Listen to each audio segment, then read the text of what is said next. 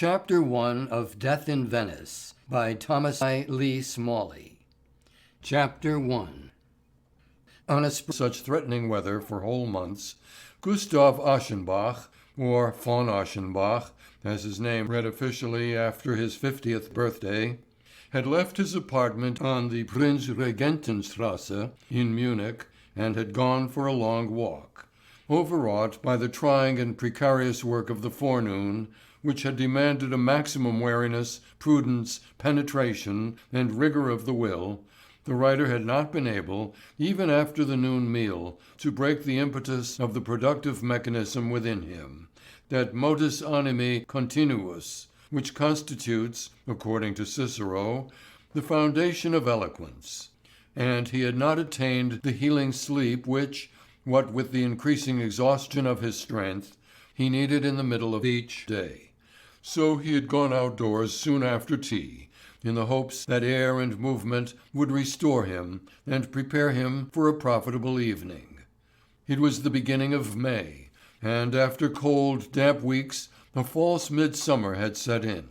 The English gardens, although the foliage was still fresh and sparse, were as pungent as in August, and in the parts nearer the city had been full of conveyances and promenaders. At the Aumeister, which he had reached by quieter and quieter paths, Aschenbach had surveyed for a short time the Wurstgarten with its lively crowds and its border of cabs and carriages. From here, as the sun was sinking, he had started home, outside the park, across the open fields. And since he felt tired and a storm was threatening from the direction of Fehring, he waited at the North Cemetery for the tram which would take him directly back to the city. It happened that he found no one in the station or its vicinity. There was not a vehicle to be seen, either on the paved Ungerstrasse, with its solitary glistening rails stretching out towards Schwabing, or on the Fehringer Chaussee. Behind the fences of the stonemasons' establishments, where the crosses, memorial tablets, and monuments standing for sale formed a second, uninhabited burial ground, there was no sign of life, and opposite him the Byzantine structure of the funeral hall lay silent in the reflection of the departing day. Its façade, ornamented in luminous colours with Greek crosses and hieratic paintings, above which were displayed inscriptions symmetrically arranged in gold letters, and texts chosen to bear on the life beyond, such as, "They enter into the dwelling of the Lord," or "The light of eternity shall shine upon them." And for some time, as he stood waiting, he found a grave diversion in spelling out the formulas and letting his mind's eye lose itself in the transparent mysticism, when, returning from his reveries, he noticed in the portico, above the two apocalyptic animals guarding the steps, a man whose somewhat unusual appearance gave his thoughts an entirely new direction. Whether he had just now come out from the inside through the bronze door, or had approached and mounted from the outside unobserved, remained uncertain. Aschenbach, without applying himself especially to the matter, was inclined to believe the former. Of medium height, thin, smooth-shaven, and noticeably pug-nosed, the man belonged to the red-haired type, and possessed the appropriate fresh milky complexion. Obviously he was not of Bavarian extraction, since at least the white and straight-brimmed straw hat that covered his head gave his appearance the stamp of a foreigner, of someone who had come from a long distance. To be sure, he was wearing the customary knapsack strapped across his shoulders, and a belted suit of rough yellow wool. His left arm was resting on his thigh, and his grey storm cape was thrown across it. In his right hand he held a cane with an iron ferrule, which he had struck diagonally into the ground, and, with his feet crossed, was leaning his hip against the crook. His head was raised, so that the Adam's apple protruded hard and bare on a scrawny neck emerging from a loose sport shirt, and he was staring sharply off into the distance with colourless, red-lidded eyes, between which stood two strong, vertical wrinkles peculiarly suited to his short, turned-up nose. Thus, and perhaps his elevated position helped to give the impression his bearing had something majestic and commanding about it, something bold or even savage. For whether he was grimacing because he was blinded by the setting sun, or whether it was a case of a permanent distortion of the physiognomy, his lips seemed too short, they were so completely pulled back from his teeth that these were exposed even to the gums, and stood out white and long. It is quite possible that Aschenbach, in his half-distracted, half-inquisitive examination of the stranger, had been somewhat inconsiderate, for he suddenly became aware that his look was being answered, and indeed so militantly, so straight in the eye, so plainly with the intention of driving the thing through to the very end and compelling him to capitulate, that he turned away uncomfortably and began walking along by the fences, deciding casually that he would pay no further attention to the man. The next minute he had forgotten him. But perhaps the exotic element in the stranger's appearance had worked on his imagination, or a new physical or spiritual influence of some sort had come into play. He was quite astonished to note a peculiar inner expansion, a kind of roving unrest, a youthful longing after far-off places, a feeling so vivid, so new or so long dormant and neglected, that, with his hands behind his back and his eyes on the ground, he came to a sudden stop and examined into the nature and purport of this emotion. It was the desire for travel, nothing more, although, to be sure, it had attacked him violently and was heightened to a passion, even to the point of an hallucination.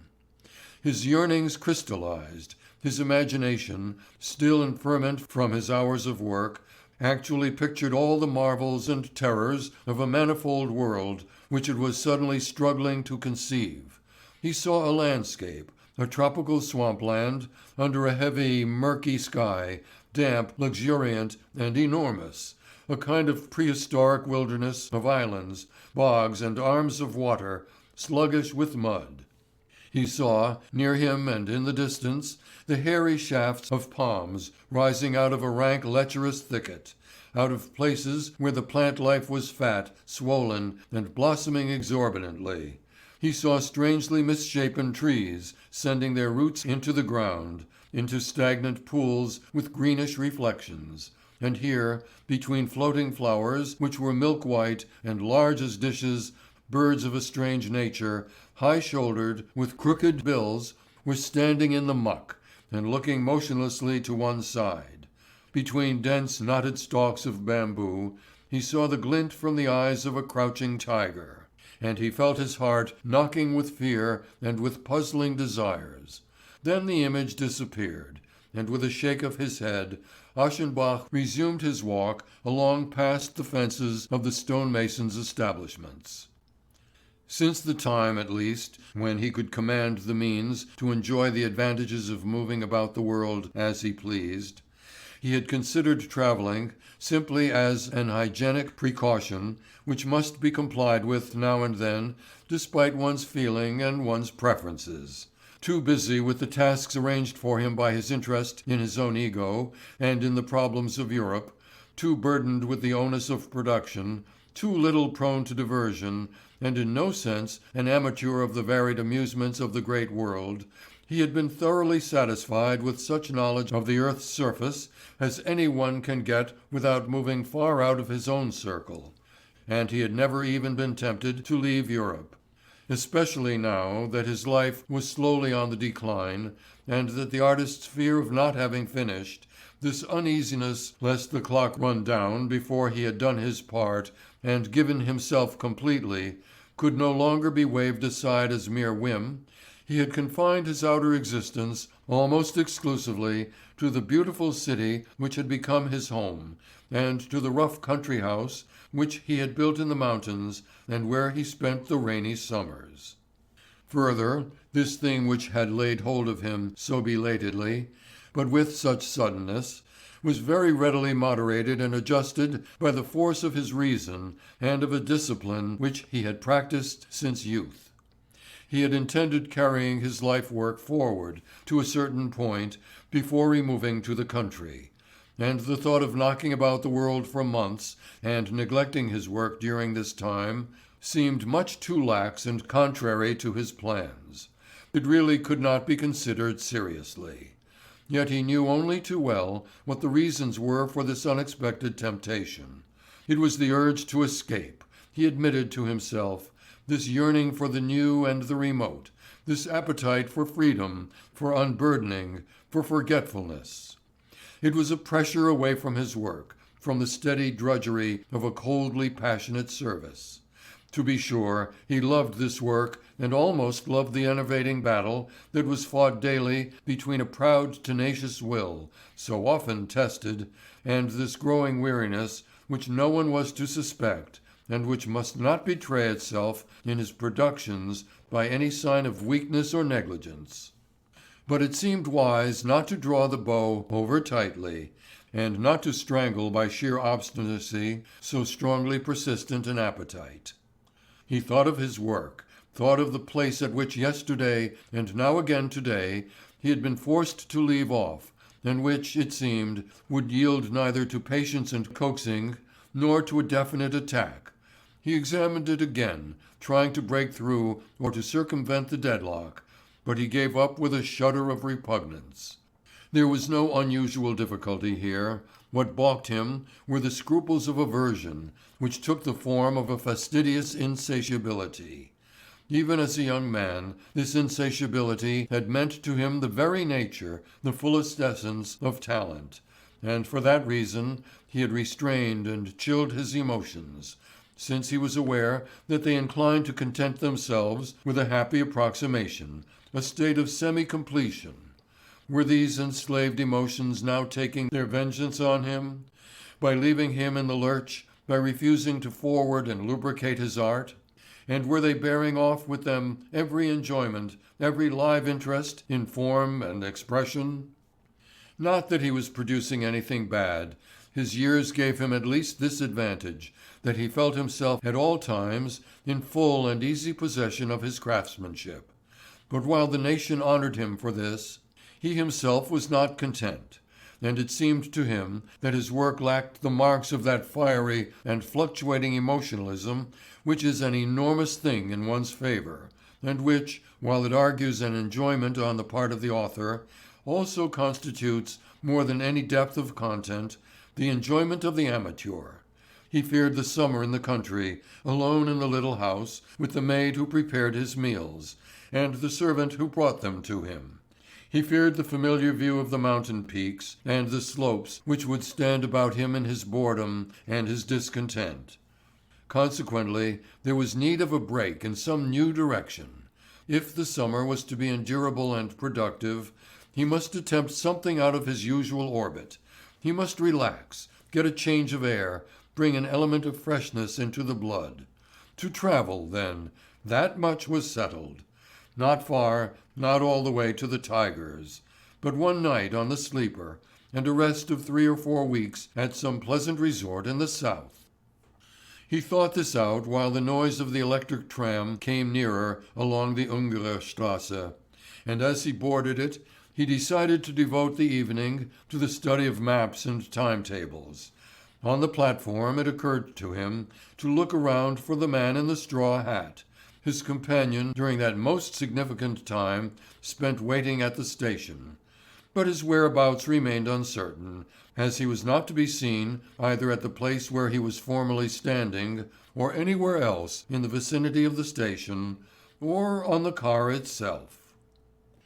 The author of that lucid and powerful prose epic built around the life of Frederick of Prussia, the tenacious artist who, after long application, wove rich, varied strands of human destiny together under one single predominating theme in the fictional tapestry known as Maya, the creator of that stark tale which is called The Wretch, and which pointed out for an entire oncoming generation the possibility of some moral certainty beyond pure knowledge. Finally, the writer, and this sums up briefly the works of his mature period, of the impassioned treatise on art and the spirit, whose capacity for mustering facts, and, further, whose fluency in their presentation, led cautious judges to place this treatise alongside Schiller's conclusions on naive and sentimental poetry. Gustav Aschenbach, then, was the son of a higher law official and was born in L, a leading city in the province of Silesia. His forebears had been officers, magistrates, government functionaries, men who had led severe, steady lives serving their king, their state. A deeper strain of spirituality had been manifest in them once, in the person of a preacher. The preceding generation had brought a brisker, more sensuous blood into the family through the author's mother, daughter of a Bohemian bandmaster. The traces of foreignness in his features came from her. A marriage of sober, painstaking conscientiousness, with impulses of a darker, more fiery nature, had had an artist as its result, and this particular artist. Since his whole nature was centered around acquiring a reputation, he showed himself, if not exactly precocious, at least, thanks to the firmness and pithiness of his personality, his accent, ripened and adjusted to the public at an early age. Almost as a schoolboy, he had made a name for himself. Within 10 years, he had learned to face the world through the medium of his writing table, to discharge the obligations of his fame in a correspondence which, since many claims are pressed on the successful, the trustworthy, had to be brief as well as pleasant and to the point. At 40, wearied by the vicissitudes and the exertion of his own work, he had to manage a daily mail which bore the postmarks of countries in all parts of the world. Equally removed from the banal and the eccentric, his talents were so constituted as to gain both the confidence of the general public and the stable admiration and sympathy of the critical. Thus, even as a young man, continually devoted to the pursuit of craftsmanship, and that of no ordinary kind, he had never known the careless freedom of youth. When, around 35 years of age, he had been taken ill in Vienna, one sharp observer said of him in company, "You see, Aschenbach has always lived like this." And the speaker contracted the fingers of his left hand into a fist. "Never like this," and he let his open hand droop comfortably from the arm of his chair. That hit the mark, and the heroic, the ethical about it all was that he was not of a strong constitution, and though he was pledged by his nature to these steady efforts, he was not really born to them.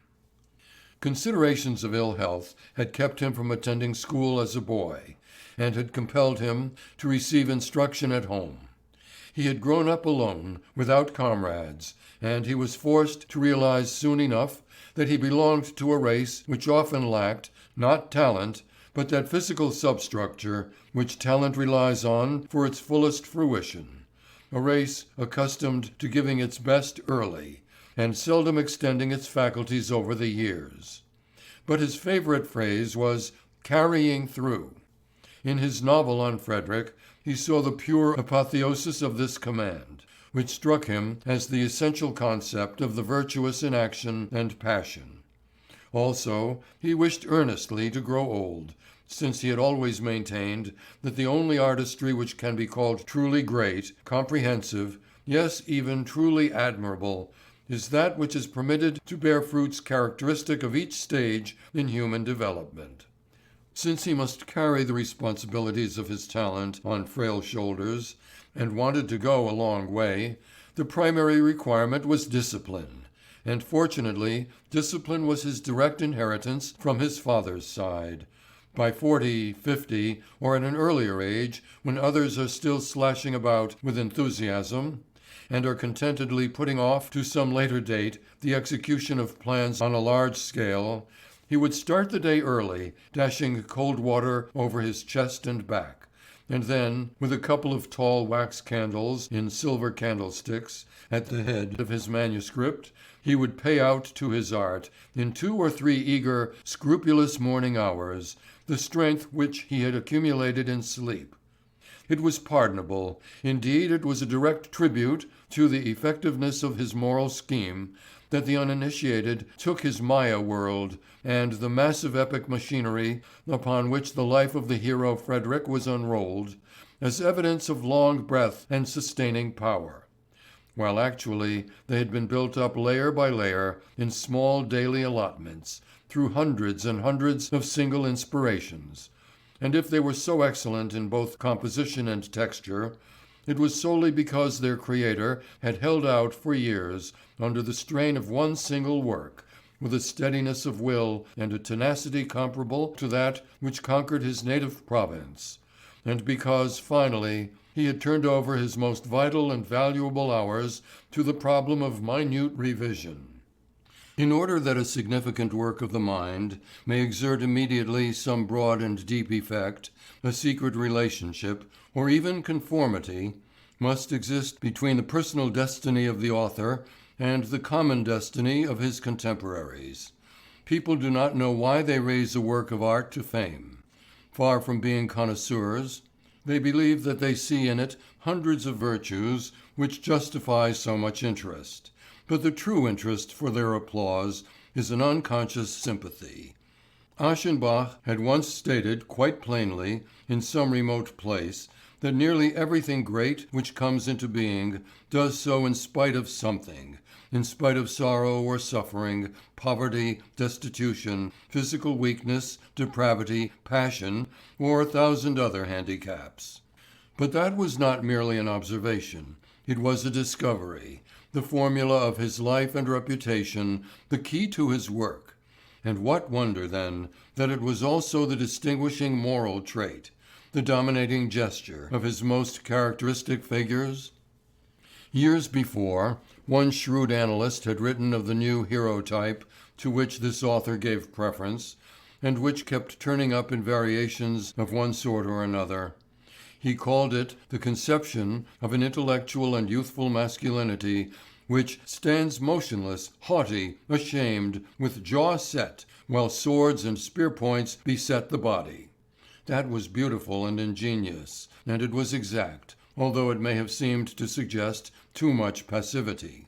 For to be poised against fatality, to meet adverse conditions gracefully, is more than simple endurance. It is an act of aggression, a positive triumph.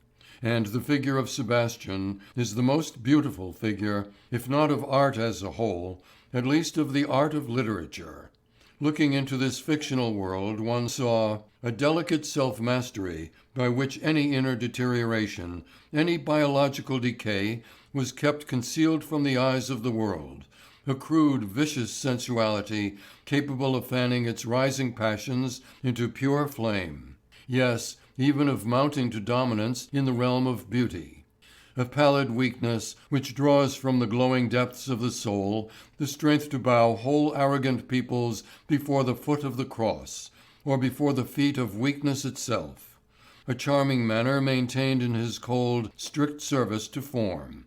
A false, precarious mode of living, and the keenly enervating melancholy and artifice of the born deceiver. To observe such trials as this was enough to make one question whether there really was any heroism other than weakness. And in any case, what heroism could be more in keeping with the times? Gustav Aschenbach was the one poet among the many workers on the verge of exhaustion. All those overburdened, used up, tenacious moralists of production who, delicately built and destitute of means, can rely for a time at least on willpower and the shrewd husbandry of the resources to secure the effects of greatness. There are many such. There are the heroes of the period, and they all found themselves in his works. Here they were indeed, upheld, intensified, applauded. They were grateful to him. They acclaimed him. In his time he had been young and raw, and misled by his age he had blundered in public. He had stumbled, had exposed himself. Both in writing and in talk he had offended against caution and tact. But he had acquired the dignity which, as he insisted, is the innate goad and craving of every great talent. In fact, it could be said that his entire development had been a conscious undeviating progression away from the embarrassments of skepticism and irony, and towards dignity. The general masses are satisfied by vigor and tangibility of treatment rather than by any close intellectual processes.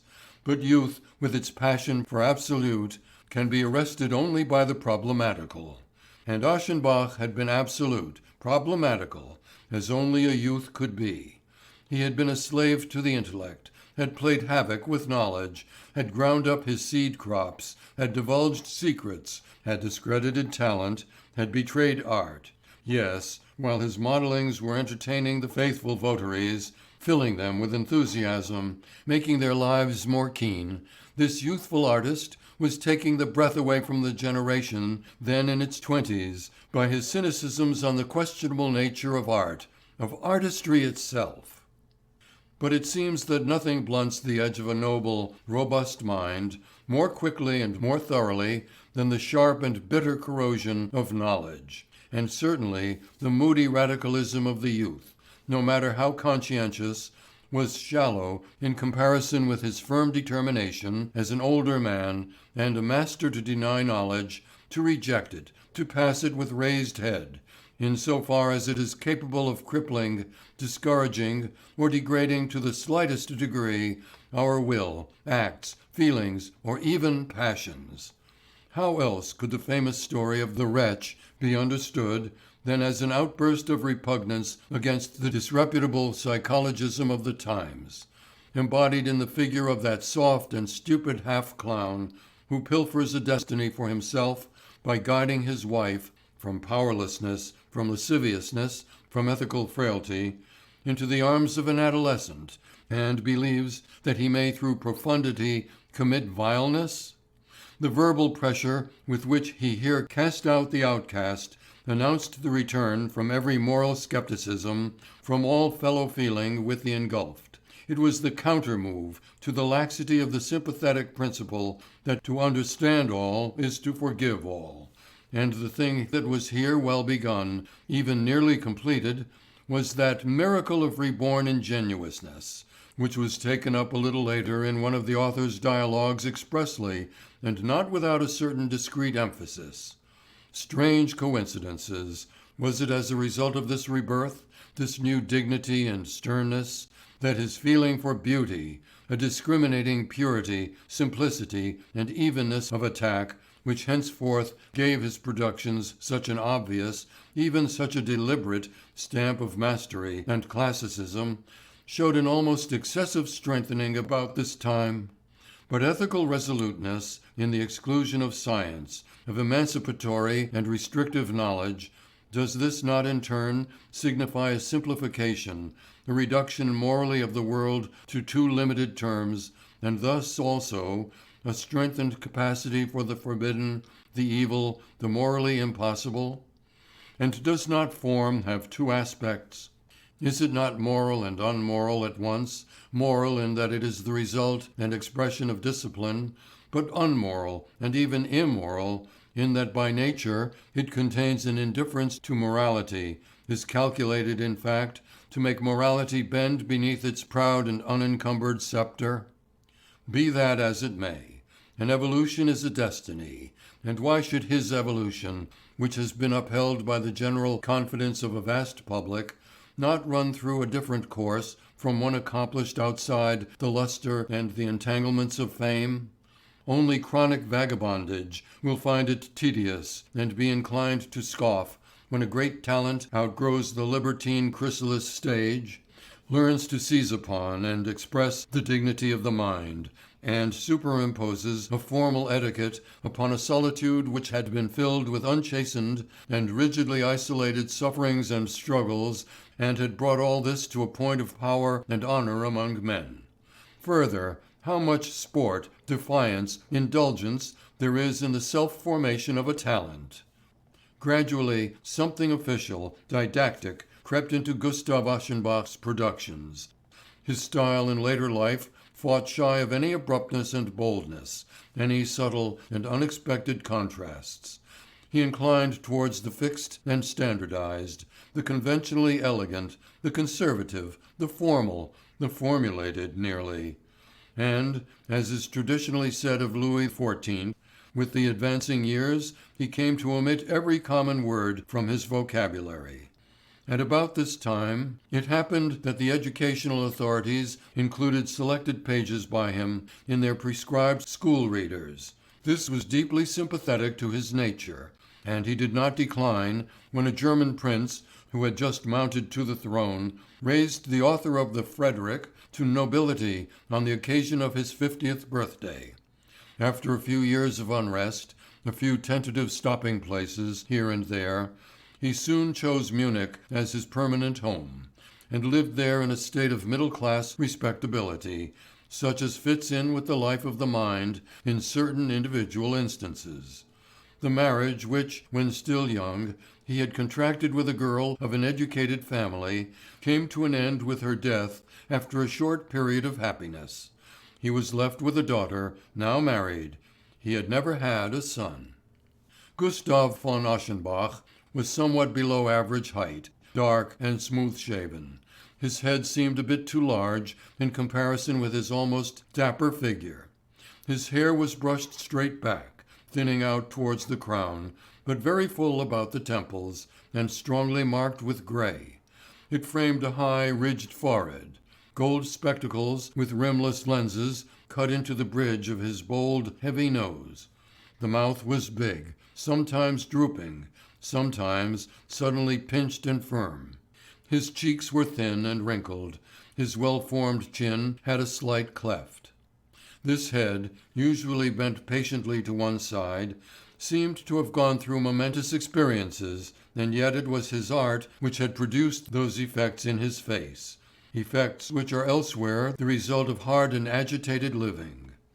Behind this brow, the brilliant repartee of the dialogue on war between Voltaire and the King had been born. These eyes, peering steadily and wearily from behind their glasses, had seen the bloody inferno of the lazaret in the 7 Years' War. Even as it applies to the individual, art is a heightened mode of existence. It gives deeper pleasures, it consumes more quickly.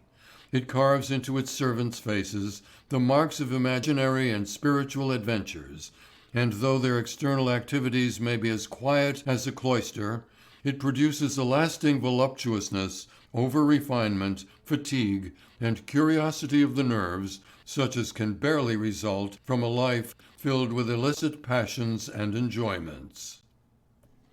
Various matters of a literary and social nature delayed his departure until about 2 weeks after that walk in Munich.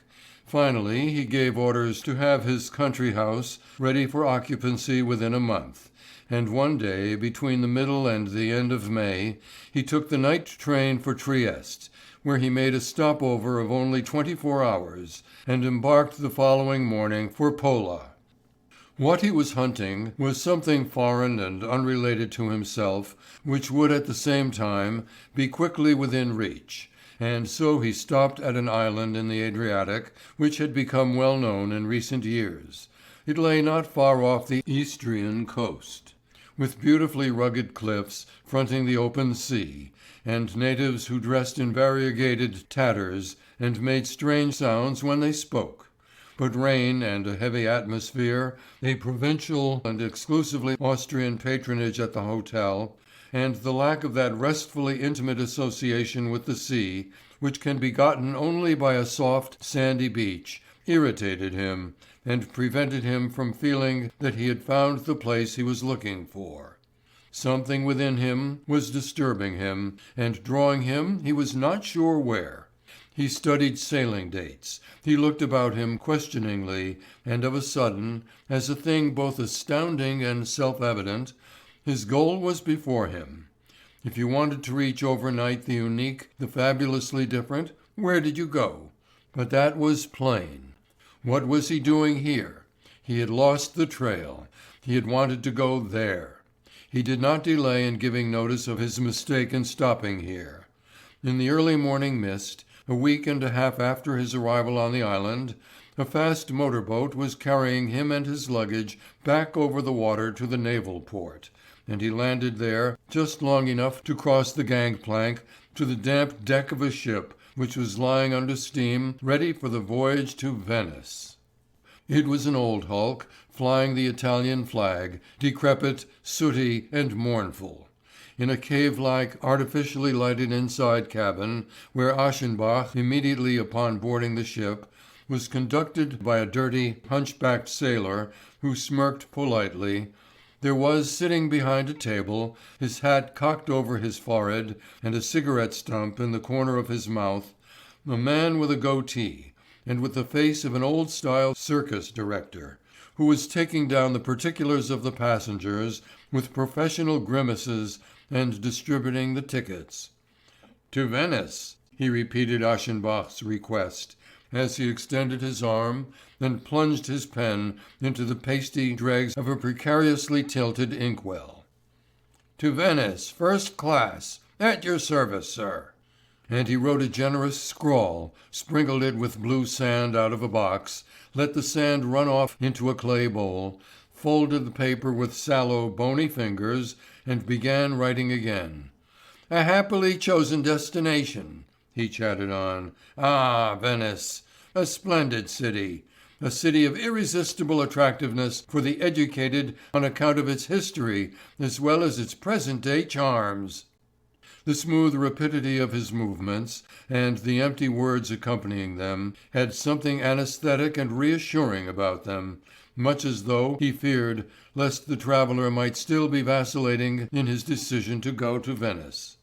He handled the cash briskly, and let the change fall on the spotted table cover with the skill of a croupier.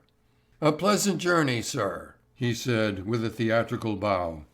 "Gentlemen, I have the honour of serving you," he called out immediately after, with his arm upraised, and he acted as if business were in full swing, although no one else was there to require his attention. Aschenbach returned to the deck. With one arm on the railing, he watched the passengers on board and the idlers who loitered about the dock, waiting for the ship to sail. The second-class passengers, men and women, were huddled together on the foredeck, using boxes and bundles as seats. A group of young people made up the travellers on the first deck, clerks from Pola, it seemed, who had gathered in the greatest excitement for an excursion to Italy. They made a considerable fuss about themselves and their enterprise, chattered, laughed, enjoyed their own antics self-contentedly, and, leaning over the handrails, shouted flippantly and mockingly at their comrades who, with portfolios under their arms, were going up and down the waterfront on business and kept threatening the picnickers with their canes. One, in a bright yellow summer suit of ultra-fashionable cut, with a red necktie and a rakishly tilted Panama, surpassed all the others in his crowing good humour. But as soon as Aschenbach looked at him a bit more carefully, he discovered with a kind of horror that the youth was a cheat. He was old, that was unquestionable.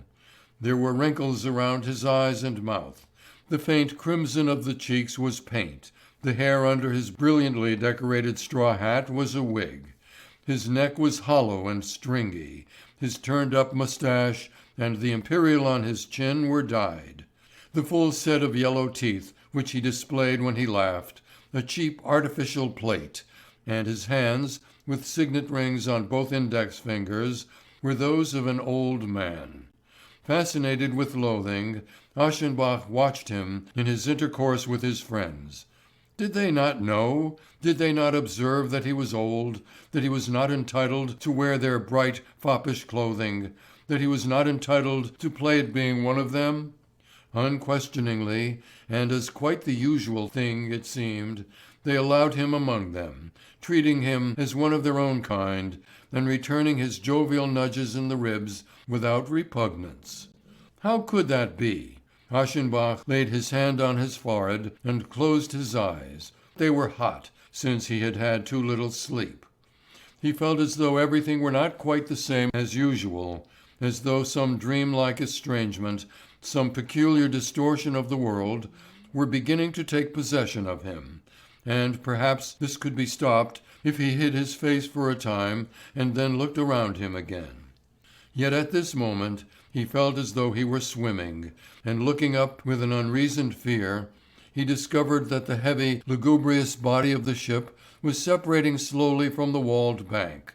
Inch by inch, With the driving and reversing of the engine, the strip of dirty glistening water widened between the dock and the side of the ship, and after cumbersome manoeuvring, the steamer finally turned its nose towards the open sea.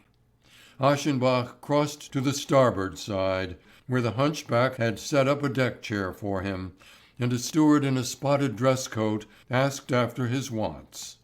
The sky was grey, the wind damp. Harbour and islands had been left behind, and soon all land was lost in the haze.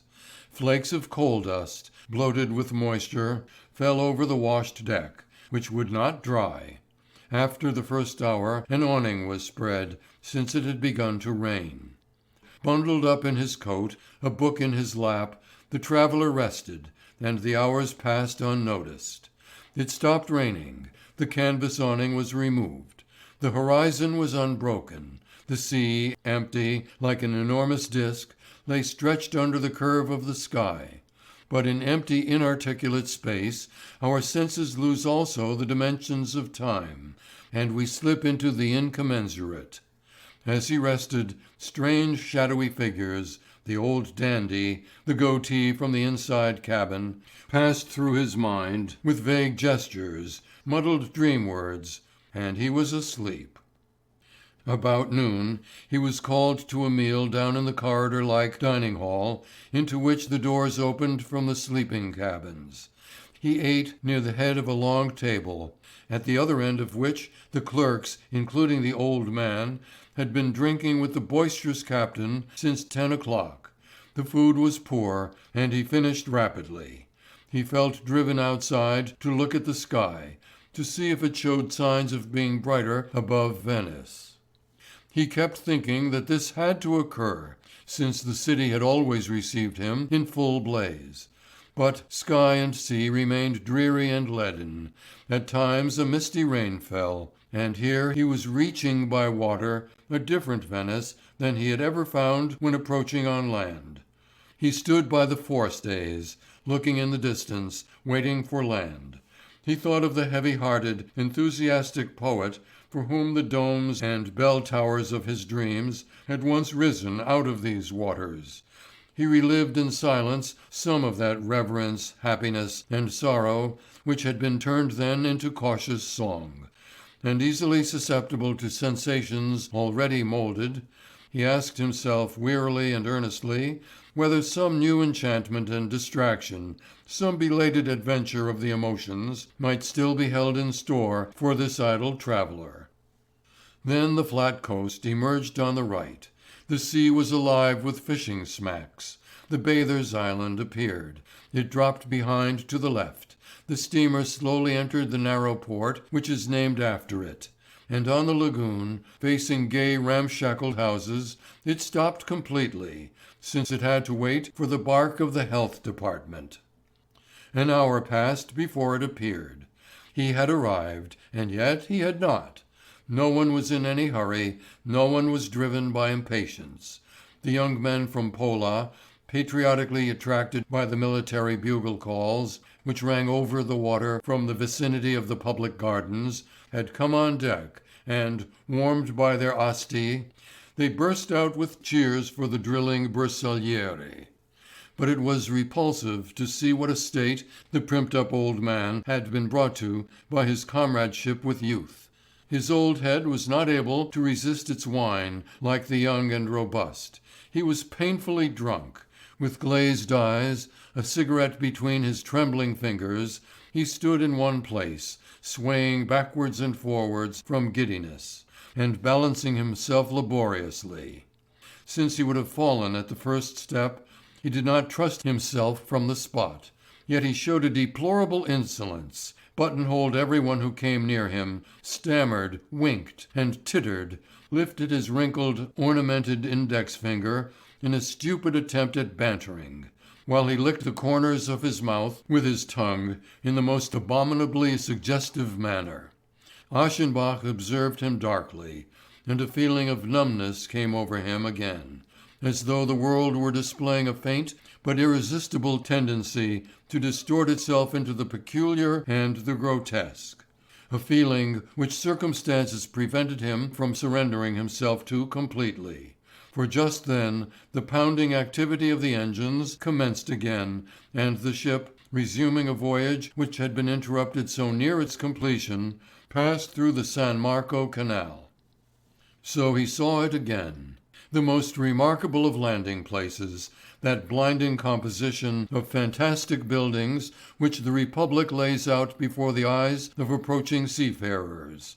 The soft splendor of the palace, the Bridge of Sighs, on the bank of the columns with lion and saint, the advancing showy flank of the enchanted temple, the glimpse through to the archway, and the huge giant clock.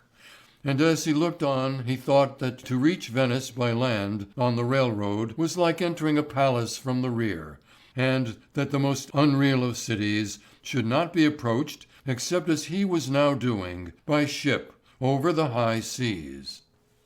The engine stopped, gondolas pressed in, the gangway was let down, customs officials climbed on board and discharged their duties perfunctorily. The disembarking could begin. Aschenbach made it understood that he wanted a gondola to take him and his luggage to the dock of those little steamers which ply between the city and the Lido, since he intended to locate near the sea. His plans were complied with, his wants were shouted down to the water, where the gondoliers were wrangling with one another in dialect.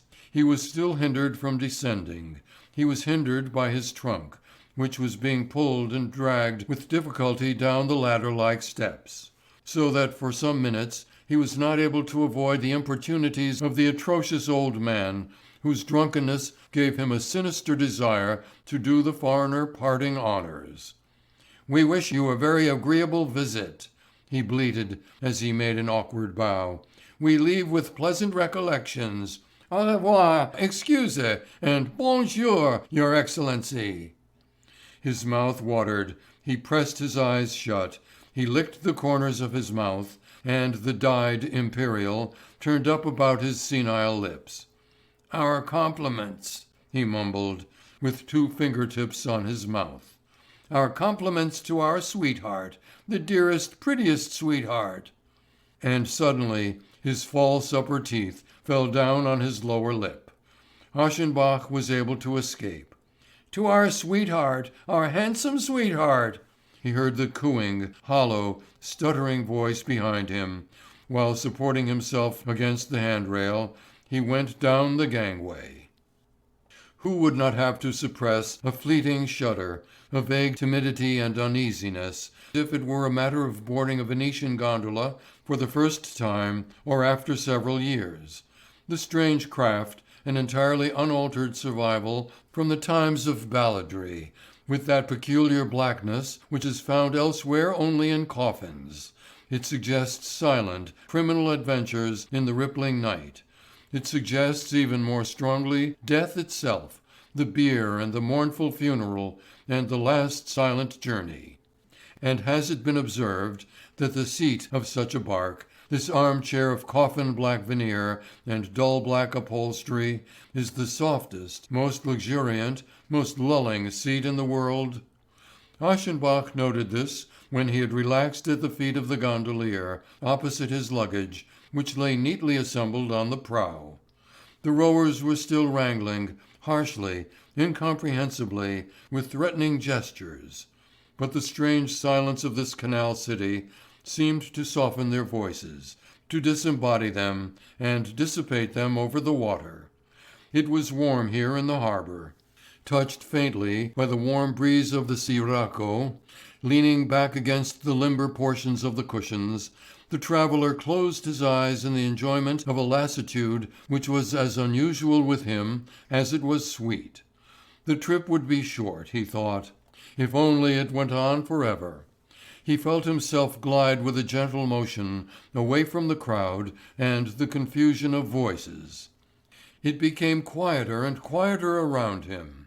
There was nothing to be heard but the splashing of the oar, the hollow slapping of the waves against the prow of the boat as it stood above the water, black and bold and armed with its halberd-like tip, and a third sound of speaking, of whispering, the whispering of the gondolier, who was talking to himself between his teeth, fitfully, in words that were pressed out by the exertion of his arms. Aschenbach looked up and was slightly astonished to discover that the lagoon was widening, and he was headed for the open sea. This seemed to indicate that he ought not to rest too much, but should see to it that his wishes were carried out. "To the steamer dock," he repeated, turning around completely and looking into the face of the gondolier, who stood behind on a raised platform and towered up between him and the dun-coloured sky. He was a man of unpleasant, even brutal appearance, dressed in sailor blue, with a yellow sash. A formless straw hat, its weave partially unravelled, was tilted insolently on his head. The set of his face, the blond curly moustache beneath a curtly turned-up nose, undoubtedly meant that he was not Italian. Although of somewhat frail build, so that one would not have thought him especially well suited to his trade, he handled the oar with great energy, throwing his entire body into each stroke. Occasionally he drew back his lips from the exertion, and disclosed his white teeth. Wrinkling his reddish brows, he gazed on past his passenger, as he answered deliberately, almost gruffly, "You are going to the Lido."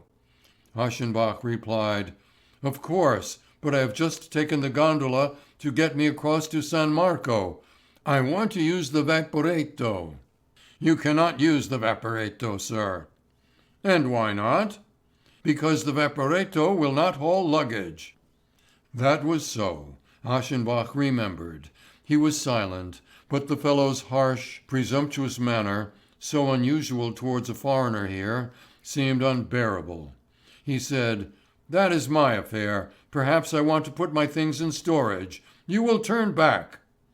There was silence. The oar splashed, the water thudded against the bow, and the talking and whispering began again. The gondolier was talking to himself between his teeth. What was to be done? This man was strangely insolent, and had an uncanny decisiveness. The traveller, alone with him on the water, saw no way of getting what he wanted. And besides, how softly he could rest, if only he did not become excited. Hadn't he wanted the trip to go on and on forever? It was wisest to let things take their course, and the main thing was that he was comfortable. The poison of inertia seemed to be issuing from the seat, from this low, black-upholstered armchair, so gently cradled by the oar-strokes of this imperious gondolier behind him. The notion that he had fallen into the hands of a criminal passed dreamily across Aschenbach's mind, without the ability to summon his thoughts to an active defence. The possibility that it was all simply a plan for cheating him seemed more abhorrent. A feeling of duty or pride, a kind of recollection that one should prevent such things, gave him the strength to arouse himself once more. He asked, "What are you asking for the trip?" Looking down upon him, the gondolier answered, "You will pay." It was plain how this should be answered.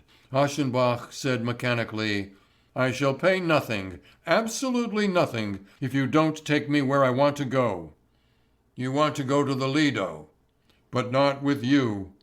"I am rowing you well." That is so, he thought and relaxed.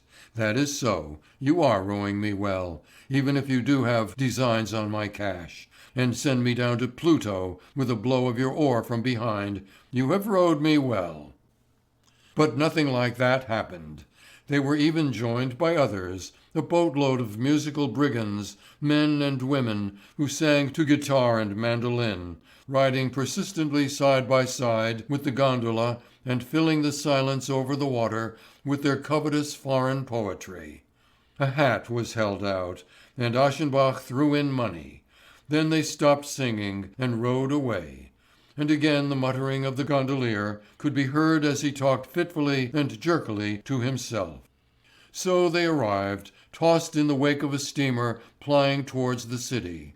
Two municipal officers, their hands behind their backs, their faces turned in the direction of the lagoon, were walking back and forth on the bank. Aschenbach left the gondola at the dock, supported by that old man who was stationed with his grappling hook at each one of Venice's landing places. And since he had no small money, he crossed over to the hotel by the steamer wharf to get change and pay the rower what was due him. He got what he wanted in the lobby, he returned and found his travelling bags in a cart on the dock, and gondola and gondolier had vanished. "He got out in a hurry," said the old man with the grappling hook. "A bad man, a man without a license, sir.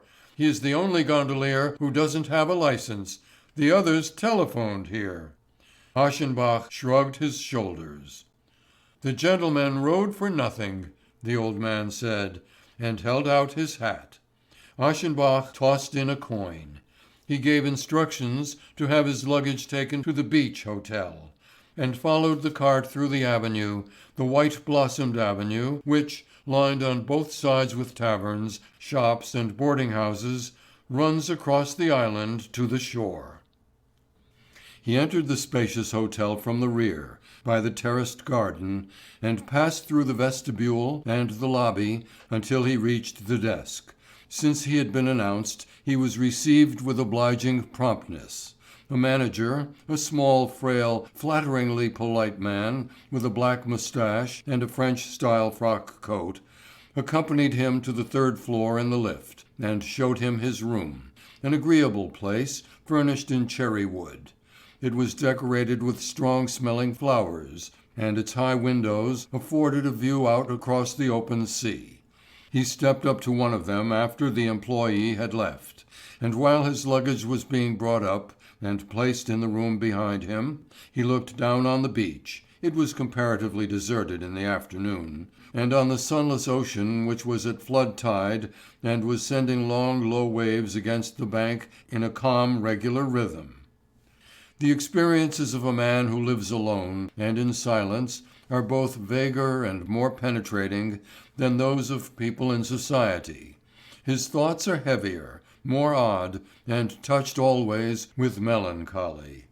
Images and observations which could easily be disposed of by a glance, a smile, an exchange of opinion, will occupy him unbearably, sink deep into the silence, become full of meaning, become life, adventure, emotion.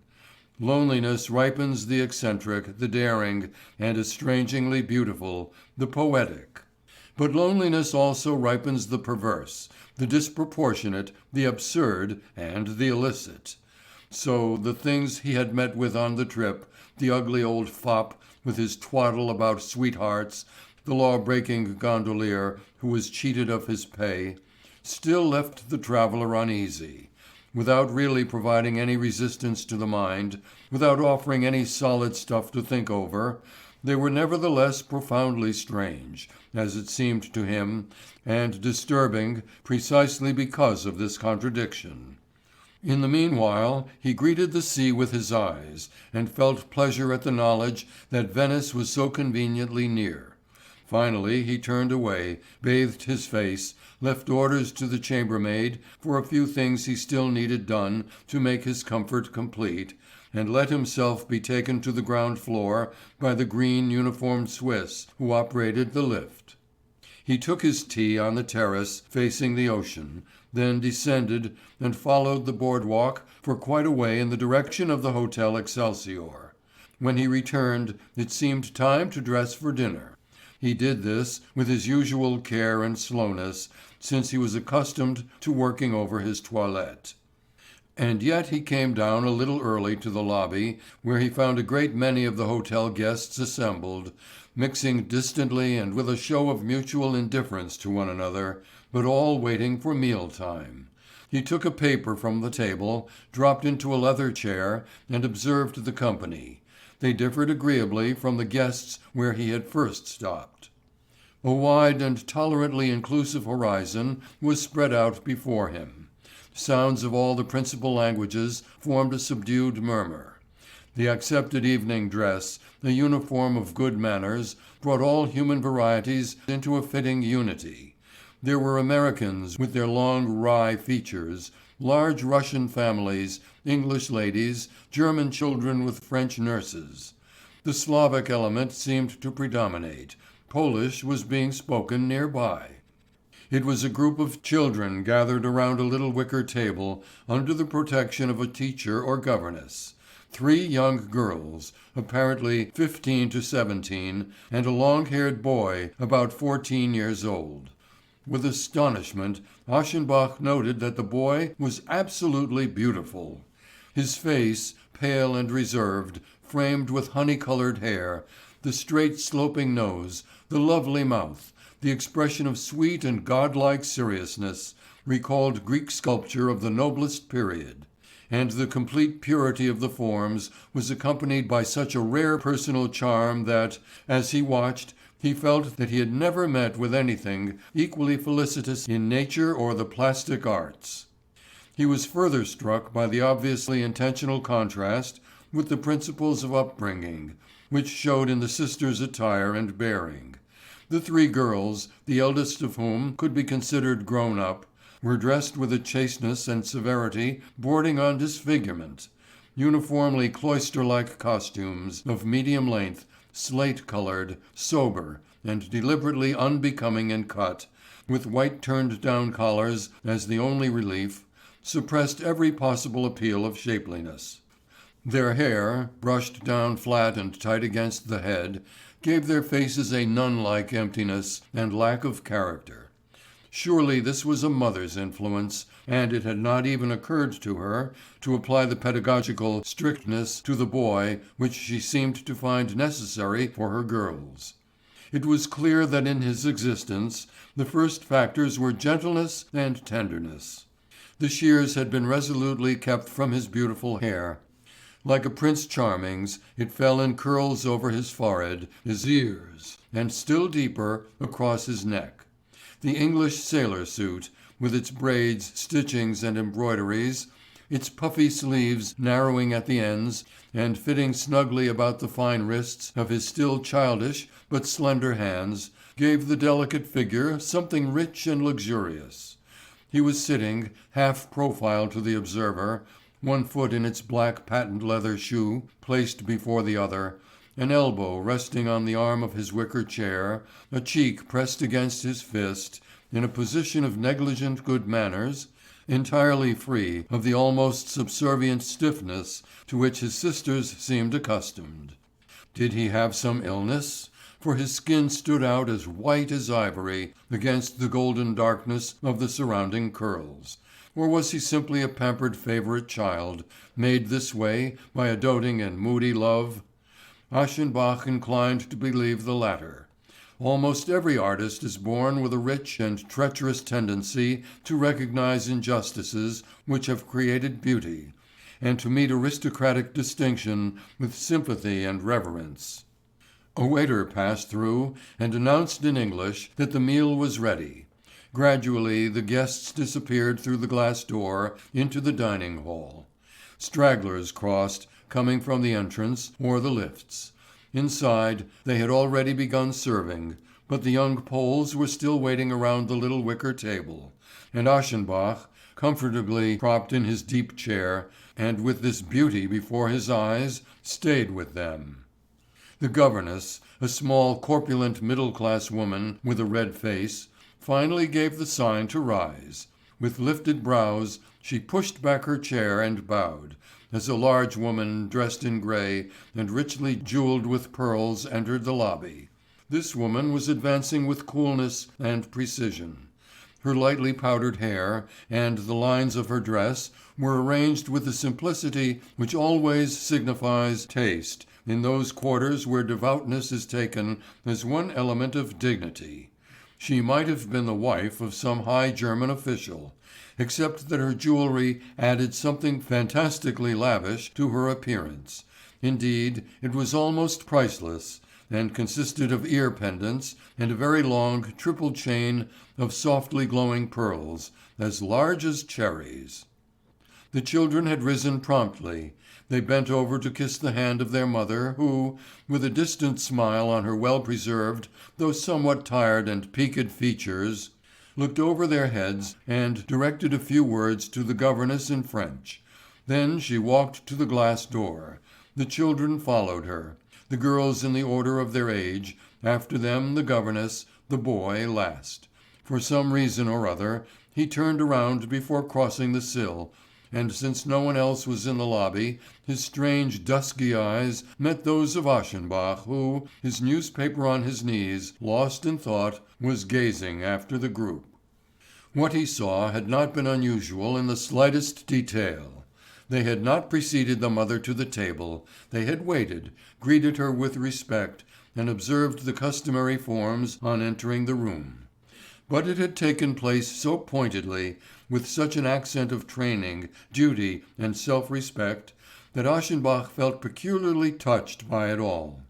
He delayed for a few moments, then he too crossed into the dining room, and was assigned to his table, which, as he noted with a brief touch of regret, was very far removed from that of the Polish family. Weary, and yet intellectually active, he entertained himself during the lengthy meal with abstract or even transcendental things. He thought over the secret union which the lawful must enter upon with the individual for human beauty to result. From this he passed into general problems of form and art, and at the end he found that his thoughts and discoveries were like the seemingly felicitous promptings of a dream which, when the mind is sobered, are seen to be completely empty and unfit. After the meal, smoking, sitting, taking an occasional turn in the park with its smell of nightfall, he went to bed early and spent the night in a sleep deep and unbroken, but often enlivened with the apparitions of dreams. The weather did not improve any the following day. A land breeze was blowing. Under a cloudy ashen sky, the sea lay in dull peacefulness. It seemed shriveled up, with a close dreary horizon, and it had retreated from the beach, bearing the long ribs of several sandbanks. As Aschenbach opened his window, he thought that he could detect the foul smell of the lagoon. He felt depressed. He thought already of leaving. Once, years ago, after several weeks of spring here, this same weather had afflicted him, and impaired his health so seriously that he had to abandon Venice like a fugitive.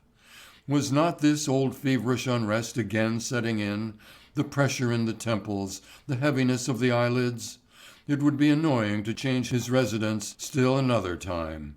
But if the wind did not turn, he could not stay here. To be safe, he did not unpack completely. He breakfasted at 9 in the buffet room provided for this purpose between the lobby and the dining room. That formal silence reigned here which is the ambition of large hotels. The waiters who were serving walked about on soft soles. Nothing was audible but the tinkling of the tea things, a word half whispered. In one corner, obliquely across from the door, and 2 tables removed from his own, Aschenbach observed the Polish girls with their governess. Erect and red-eyed, their ash-blonde hair freshly smoothed down, dressed in stiff blue linen with little white cuffs and turned-down collars, they were sitting there, handing around a glass of marmalade. They had almost finished their breakfast. The boy was missing. Aschenbach smiled. "Well, little Feierchen," he thought, "you seem to be enjoying the pleasant privilege of having your sleep out." And suddenly exhilarated, he recited to himself the line, "A frequent change of dress, warm baths and rest." He breakfasted without haste. From the porter, who entered the hall holding his braided cap in his hand, he received some forwarded mail, and while he smoked a cigarette he opened a few letters. In this way it happened that he was present at the entrance of the late sleeper who was being waited for over yonder. He came through the glass door and crossed the room in silence to his sister's table. His approach, the way he held the upper part of his body and bent his knees, the movement of his white-shod feet, had an extraordinary charm. He walked very lightly, at once timid and proud, and this became still more lovely through the childish embarrassment with which, twice as he proceeded, He turned his face toward the center of the room, raising and lowering his eyes. Smiling, with something half muttered in his soft, vague tongue, he took his place, and now, as he turned his full profile to the observer, Aschenbach was again astonished, terrified even, by the really godlike beauty of this human child. Today the boy was wearing a light blouse of blue and white striped cotton goods, with a red silk tie in front, and closed at the neck by a plain white high collar. This collar lacked the distinctiveness of the blouse, but above it the flowering head was poised with an incomparable seductiveness, the head of an Eros, in blended yellows of Parian marble, with fine serious brows, the temples and ears covered softly by the abrupt encroachment of his curls. Good God! Aschenbach thought, with that deliberate expert appraisal which artists sometimes employ as a subterfuge when they have been carried away with delight before a masterwork. And he thought further, really, if the sea and the beach weren't waiting for me, I should stay here as long as you stayed. But he went then, passed through the lobby under the inspection of the servants, down the wide terrace, and straight across the boardwalk to the section of the beach reserved for the hotel guests. The barefoot old man in dungarees and straw hat, who was functioning here as bathing master, assigned him to the bathhouse he had rented. A table and a seat were placed on the sandy board platform, and he made himself comfortable in the lounge chair which he had drawn closer to the sea, out into the waxen yellow sand. More than ever before, he was entertained and amused by the sights on the beach, this spectacle of carefree, civilized people getting sensuous enjoyment at the very edge of the elements. The grey flat sea was already alive with wading children, swimmers, a motley of figures lying on the sandbanks with arms bent behind their heads. Others were rowing about in little red and blue striped boats without keels. They were continually upsetting amid laughter. Before the long stretches of bathing houses, where people were sitting on the platforms as though on small verandas, there was a play of movement against the line of rest and inertness behind. Visits and chatter, fastidious morning elegance alongside the nakedness which, boldly at ease, was enjoying the freedom which the place afforded. Further in front, on the damp firm sand, people were parading about in white bathing cloaks, in ample, brilliantly colored wrappers. An elaborate sand pile to the right, erected by children, had flags in the colors of all nations planted around it. Vendors of shells, cakes and fruit spread out their wares, kneeling. To the left, before one of the bathing houses which stood at right angles to the others and to the sea, a Russian family was encamped. Men with beards and large teeth, slow, delicate women, a Baltic girl sitting by an easel and painting the sea amidst exclamations of despair, two ugly, good-natured children, an old maidservant who wore a kerchief on her head and had the alert, scraping manners of a slave. Delighted and appreciative, they were living there, patiently calling the names of the two rowdy, disobedient children, using their scanty Italian to joke with the humorous old man from whom they were buying candy, kissing one another on the cheek, and not in the least concerned with any one who might be observing their community. Yes, I shall stay, Aschenbach thought. Where would things be better? And his hands folded in his lap, he let his eyes lose themselves in the expanses of the sea, his gaze gliding, swimming, and failing in the monotone mist of the wilderness of space. He loved the ocean for deep-seated reasons, because of that yearning for rest, when the hard-pressed artist hungers to shut out the exacting multiplicities of experience and hide himself on the breast of the simple, the vast. And because of a forbidding hankering, seductive, by virtue of its being directly opposed to his obligations, after the incommunicable, the incommensurate, the eternal, the non-existent. To be at rest in the face of perfection is the hunger of everyone who is aiming at excellence. And what is the non-existent but a form of perfection? But now, just as his dreams were so far out in vacancy, suddenly the horizontal fringe of the sea was broken by a human figure, and as he brought his eyes back from the unbounded, and focused them, it was the lovely boy who was there, coming from the left and passing him on the sand. He was barefooted, ready for wading, his slender legs exposed above the knees. He walked slowly, but as lightly and proudly as though it were the customary thing for him to move about without shoes. And he was looking around him towards the line of bathing houses opposite. But as soon as he had noticed the Russian family, occupied with their own harmony and contentment, a cloud of scorn and detestation passed over his face. His brow darkened, his mouth was compressed, he gave his lips an embittered twist to one side so that the cheek was distorted, and the forehead became so heavily furrowed that the eyes seemed sunken beneath its pressure. Malicious and glowering, they spoke the language of hate. He looked down, looked back once more threateningly, then with his shoulder made an abrupt gesture of disdain and dismissal, and left the enemy behind him. A kind of prudency or confusion, something like respect and shyness, caused Aschenbach to turn away as though he had seen nothing.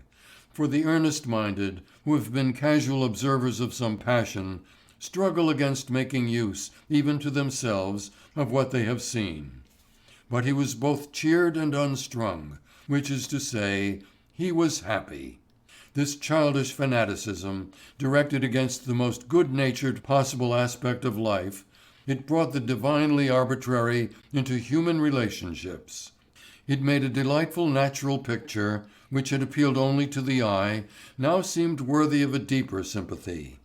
And it gave the figure of this half-grown boy, who had already been important enough by his sheer beauty, something to offset him still further, and to make one take him more seriously than his years justified.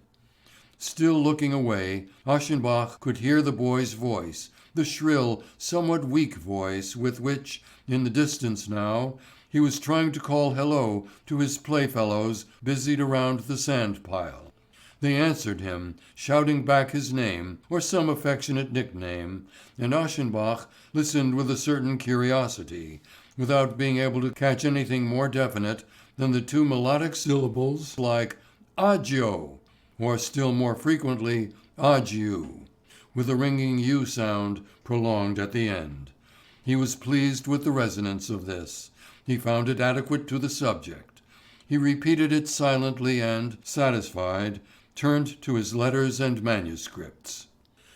His small portable writing desk on his knees, he began writing with his fountain pen an answer to this or that bit of correspondence. But after the first 15 minutes, he found it a pity to abandon the situation, the most enjoyable he could think of, in this manner, and waste it in activities which did not interest him. He tossed the writing materials to one side, and he faced the ocean again. Soon afterwards, diverted by the childish voices around the sand-heap, he revolved his head comfortably along the back of the chair towards the right to discover where that excellent little agio might be and what he was doing. He was found at a glance. The red tie on his breast was not to be overlooked. Busied with the others in laying an old plank across the damp moat of the sand castle, he was nodding and shouting instructions for this work. There were about 10 companions with him, boys and girls of his age, and a few younger ones who were chattering with one another in Polish, French, and in several Balkan tongues. But it was his name which rang out most often. He was openly in demand, sought after, admired.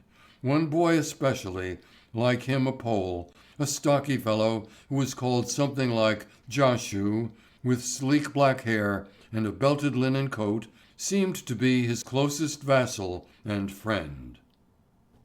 When the work on the sand structure was finished for the time being, they walked arm in arm along the beach, and the boy who was called Jashu kissed the beauty. Aschenbach was half-minded to raise a warning finger. "I advise you, Christobulus," he thought, smiling, "to travel for a year. for you need that much time at least to get over it." And then he breakfasted on large ripe strawberries which he got from a peddler. It had become very warm, although the sun could no longer penetrate the blanket of mist in the sky. Laziness clogged his brain, even while his senses delighted in the numbing, drugging distractions of the ocean's stillness. To guess, to puzzle out just what name it was that sounded something like Agio, seemed to the sober man an appropriate ambition, a thoroughly comprehensive pursuit. And with the aid of a few scrappy recollections of Polish, he decided that they must mean Tadzio, the shortened form of Tadeusz, and sounded like Tadzio when it is called. Tadzio was bathing. Aschenbach, who had lost sight of him, spied his head and the arm with which he was propelling himself far out in the water, for the sea must have been smooth for a long distance out. But already people seemed worried about him. Women's voices were calling after him from the bathing houses, uttering his name again and again. It almost dominated the beach like a battle cry, and with its soft consonants, its long drawn U note at the end, it had something at once sweet and wild about it. "Tadzio! Tadzio!" He turned back. Beating the resistant water into a foam with his legs, he hurried, his head bent down over the waves. And to see how this living figure, graceful and clean-cut in its advance, with dripping curls, and lovely as some frail god, came up out of the depths of sky and sea, rose and separated from the elements. This spectacle aroused a sense of myth. It was like some poet's recovery of time at its beginning, of the origins of forms and the birth of gods. Aschenbach listened with closed eyes to this song ringing within him, and he thought again that it was pleasant here, and that he would like to remain. Later Tadzio was resting from his bath. He lay in the sand, wrapped in his white robe, which was drawn under the right shoulder, his head supported on his bare arm. And even when Aschenbach was not observing him, but was reading a few pages in his book, he hardly ever forgot that this boy was lying there, and that it would cost him only a slight turn of his head to the right to behold the mystery. It seemed that he was sitting here just to keep watch over his repose, busied with his own concerns, and yet constantly aware of this noble picture at his right, not far in the distance. And he was stirred by a paternal affection, the profound leaning which those who have devoted their thoughts to the creation of beauty feel towards those who possess beauty itself. A little past noon he left the beach, returned to the hotel, and was taken up to his room. He stayed there for some time in front of the mirror, looking at his grey hair, his tired, sharp features. At this moment he thought of his reputation, and of the fact that he was often recognized on the streets and observed with respect, thanks to the sure aim and the appealing finish of his words. He called up all the exterior successes of his talent which he could think of, remembering also his elevation to the knighthood. Then he went down to the dining hall for lunch, and ate at his little table. As he was riding up in the lift after the meal was ended, a group of young people just coming from breakfast pressed into the swaying cage after him, and Tadzio entered too. He stood quite near to Aschenbach, for the first time so near that Aschenbach could see him, not with the aloofness of a picture, but in minute detail, in all his human particularities. The boy was addressed by someone or other, and as he was answering with an indescribably agreeable smile, he stepped out again, on the second floor, walking backwards, and with his eyes lowered. Beauty makes modest, Aschenbach thought, and he tried insistently to explain why this was so. But he had noticed that Tadzio's teeth were not all they should be. They were somewhat jagged and pale. The enamel did not look healthy. It had a peculiar brittleness and transparency, as is often the case with anemics. He is very frail. He is sickly, Aschenbach thought. In all probability he will not grow old. And he refused to reckon with the feeling of gratification or reassurance which accompanied this notion. he spent 2 hours in his room, and in the afternoon he rode in the vaporetto across the foul-smelling lagoon to Venice. He got off at San Marco, took tea on the piazza, and then, in accord with his schedule for the day, he went for a walk through the streets. Yet it was this walk which produced a complete reversal in his attitudes and his plans. An offensive sultriness lay over the streets. The air was so heavy that the smells pouring out of homes, stores, and eating houses became mixed with oil, vapours, clouds of perfume, and still other odours, and these would not blow away, but hung in layers. Cigarette smoke remained suspended, disappearing very slowly. The crush of people along the narrow streets irritated rather than entertained the walker. The farther he went, the more he was depressed by the repulsive condition resulting from the combination of sea air and sirocco, which was at the same time both stimulating and enervating. He broke into an uncomfortable sweat. His eyes failed him, his chest became tight, he had a fever, the blood was pounding in his head. He fled from the crowded business streets, across a bridge, into the walks of the poor. On a quiet square, one of those forgotten and enchanted places which lie in the interior of Venice, he rested at the brink of a well, dried his forehead, and realized that he would have to leave here. For the second and last time it had been demonstrated that this city, in this kind of weather, was decidedly unhealthy for him. It seemed foolish to attempt a stubborn resistance, while the prospects for a change of wind were completely uncertain. A certain decision was called for. It was not possible to go home this soon. Neither summer nor winter quarters were prepared to receive him. But this was not the only place where there were sea and beach, and elsewhere these could be found without the lagoon and its malarial mists. He remembered a little watering place not far from Trieste, which had been praised to him.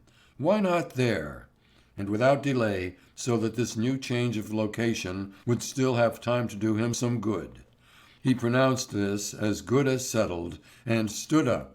At the next gondola station he took a boat back to San Marco, and was led through the dreary labyrinth of canals, under fancy marble balconies flanked with lions, around the corners of smooth walls, past the sorrowing facades of palaces which mirrored large dilapidated business signs in the pulsing water. He had trouble arriving there, for the gondolier, who was in league with lace-makers and glass-blowers, was always trying to land him for inspections and purchases, and just as the bizarre trip through Venice would begin to cast its spell, the greedy business sense of the sunken queen did all it could to destroy the illusion. When he had returned to the hotel, he announced at the office, before dinner, that unforeseen developments necessitated his departure the following morning. He was assured of their regrets. He settled his accounts. He dined, and spent the warm evening reading the newspapers in a rocking chair on the rear terrace. Before going to bed, he got his luggage all ready for departure. He did not sleep so well as he might, since the impending break-up made him restless. When he opened the window in the morning, the sky was as overcast as ever, but the air seemed fresher, and he was already beginning to repent. Hadn't his decision been somewhat hasty and uncalled for, the result of a passing diffidence and indisposition? If he had delayed a little, if, instead of surrendering so easily, he had made some attempt to adjust himself to the air of Venice, or to wait for an improvement in the weather, he would not be so rushed and inconvenienced, but could anticipate another forenoon on the beach like yesterday's. Too late. Now he would have to go on wanting what he had wanted yesterday. He dressed, and about 8 o'clock rode down to the ground floor for breakfast. As he entered, the buffet room was still empty of guests. A few came in while he waited for his order. With his teacup to his lips, he saw the Polish girls and the governess appear. Rigid, with morning freshness, their eyes still red, they walked across to their table in the corner by the window. Immediately afterwards, the porter approached him, cap in hand, and warned him that it was time to go. The automobile is ready to take him and the other passengers to the Hotel Excelsior, and from here the motorboat will bring the ladies and gentlemen to the station through the company's private canal. Time is pressing. Aschenbach found that he was doing nothing of the sort. It was still over an hour before his train left. He was irritated by this hotel custom of hustling departing guests out of the house, and indicated to the porter that he wished to finish his breakfast in peace. The man retired hesitatingly, to appear again 5 minutes later.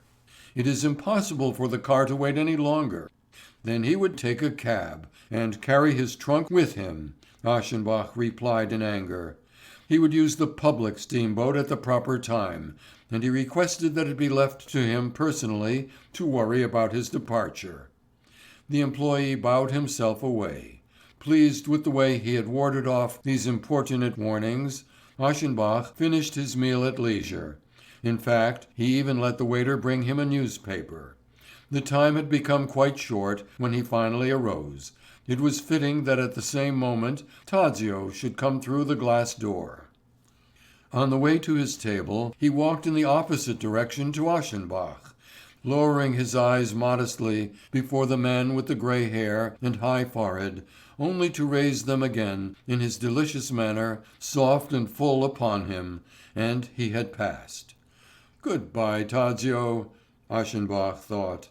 "I did not see much of you." He did what was unusual with him, really formed the words on his lips and spoke them to himself. Then he added, "God bless you."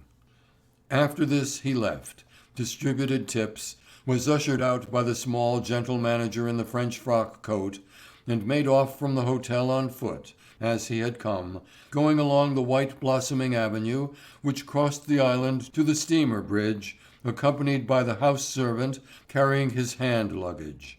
He arrived, took his place, and then followed a painful journey through all the depths of regret. It was the familiar trip across the lagoon, past San Marco, up the Grand Canal. Aschenbach sat on the circular bench at the bow, his arm supported against the railing, shading his eyes with his hand. The public gardens were left behind, the piazzetta opened up once more in princely splendour, and was gone. Then came the great flock of palaces, and as the channel made a turn, the magnificently slung marble arch of the Rialto came into view. The traveller was watching. His emotions were in conflict. The atmosphere of the city, this slightly foul smell of sea and swamp, which he had been so anxious to avoid, he breathed it now in deep, exquisitely painful draughts.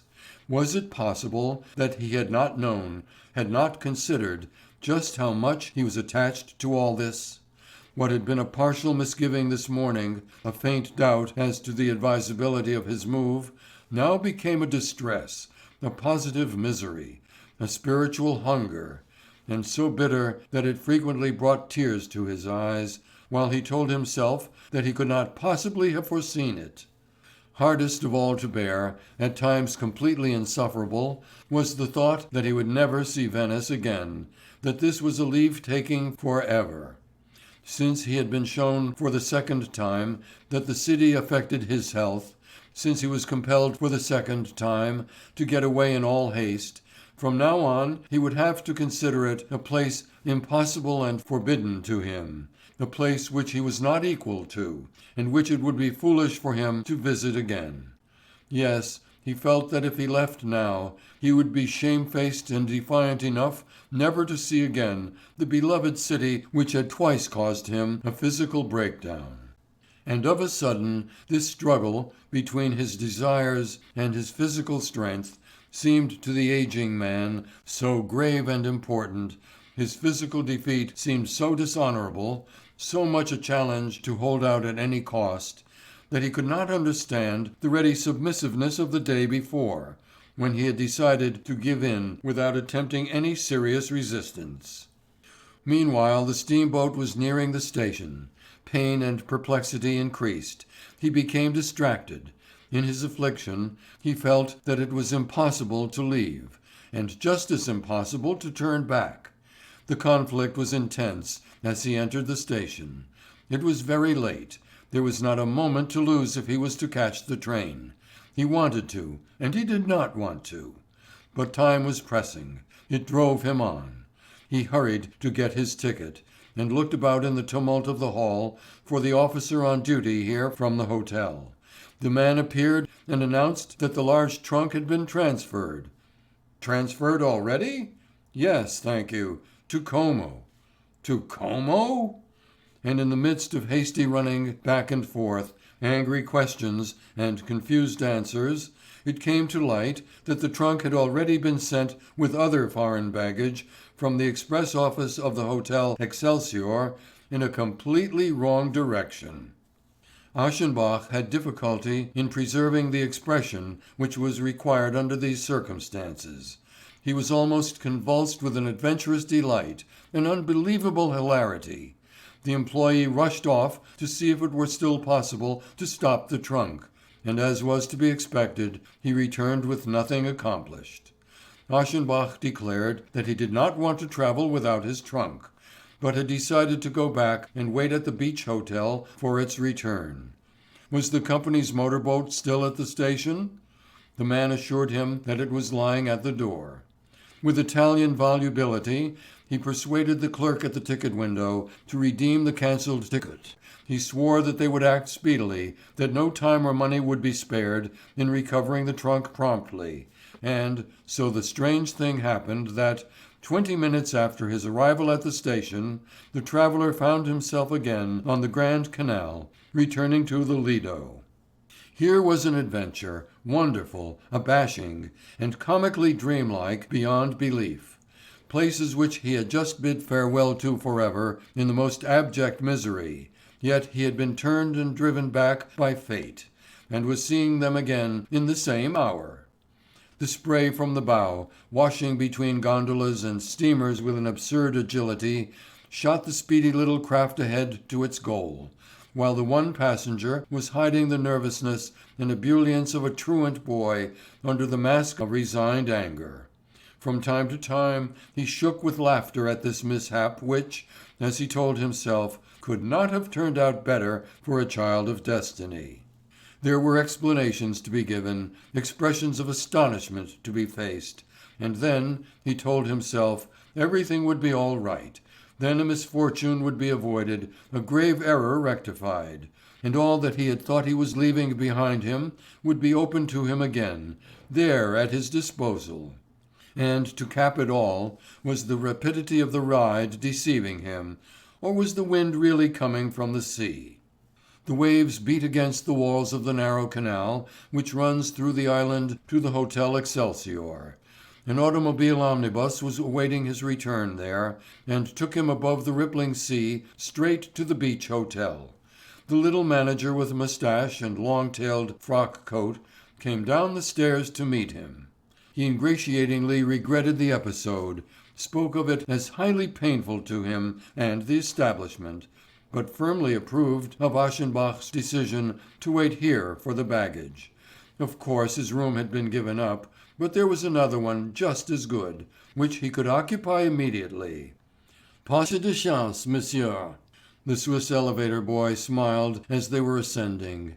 And so the fugitive was established again in a room almost identical to the other in its location and furnishings. Tired out by the confusion of this strange forenoon, he distributed the contents of his handbag about the room and dropped into an armchair by the open window. The sea had become a pale green, the air seemed thinner and purer. The beach, with its cabins and boats, seemed to have colour, although the sky was still grey.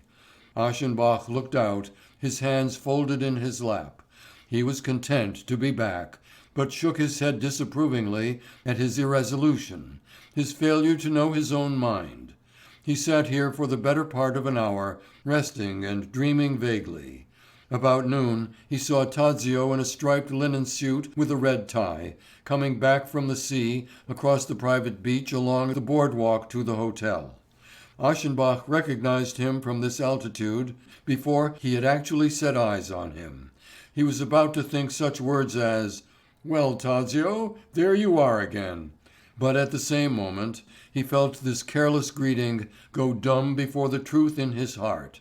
He felt the exhilaration of his blood, a conflict of pain and pleasure, and he realized that it was Tadzio who made it so difficult for him to leave. He sat very still, entirely unobserved from this height, and looked within himself. His features were alert, his eyebrows raised, and an attentive, keenly inquisitive smile distended his mouth. Then he raised his head, lifted both hands, which had hung relaxed over the arms of the chair, and in a slow twisting movement turned the palms downward, as though to suggest an opening and spreading outward of his arms. It was a spontaneous act of welcome, of calm acceptance. Day after day now, the naked god with the hot cheeks drove his fire-breathing quadriga across the expanses of the sky, and his yellow locks fluttered in the assault of the east wind. A white silk sheen stretched over the slowly simmering Ponto. The sand glowed. Beneath the quaking silver blue of the ether, rust-colored canvases were spread in front of the beach bathing houses, and the afternoons were spent in the sharply demarcated spots of shade which they cast. But it was also delightful in the evening, when the vegetation in the park had the smell of balsam, and the stars were working through their courses above, and the soft persistent murmur of the sea came up enchantingly through the night. Such evenings contained the cheering promise that more sunny days of casual idleness would follow, dotted with countless closely interspersed possibilities of well-timed accidents. The guest, who was detained here by such an accommodating mishap, did not consider the return of his property as sufficient grounds for another departure. He suffered some inconvenience for 2 days, and had to appear for meals in the large dining room in his travelling clothes. When the strayed luggage was finally deposited in his room again, he unpacked completely, and filled the closet and drawers with his belongings. He had decided to remain here indefinitely, content now that he could pass the hours on the beach in a silk suit and appear for dinner at his little table again in appropriate evening dress. The comfortable rhythm of this life had already cast its spell over him. He was soon enticed by the ease, the mild splendor of his program. Indeed, what a place to be in, when the usual allurement of living in watering places on southern shores was coupled with the immediate nearness of the most wonderful of all cities. Aschenbach was not a lover of pleasure. Whenever there was some call for him to take a holiday, to indulge himself, to have a good time, and this was especially true at an earlier age, restlessness and repugnance soon drove him back to his rigorous toil, the faithful sober efforts of his daily routine. Except that this place was bewitching him, relaxing his will, making him happy. In the mornings, under the shelter of his bathing house, letting his eyes roam dreamily in the blue of the southern sea, or on a warm night as he leaned back against the cushions of the gondola carrying him under the broad starry sky home to the Lido from the Piazza di San Marco after long hours of idleness, and the brilliant lights, the melting notes of the serenade were being left behind, he often recalled his place in the mountains, the scene of his battles in the summer, where the clouds blew low across his garden, and terrifying storms put out the lamps at night, and the crows which he fed were swinging in the tops of the pine trees.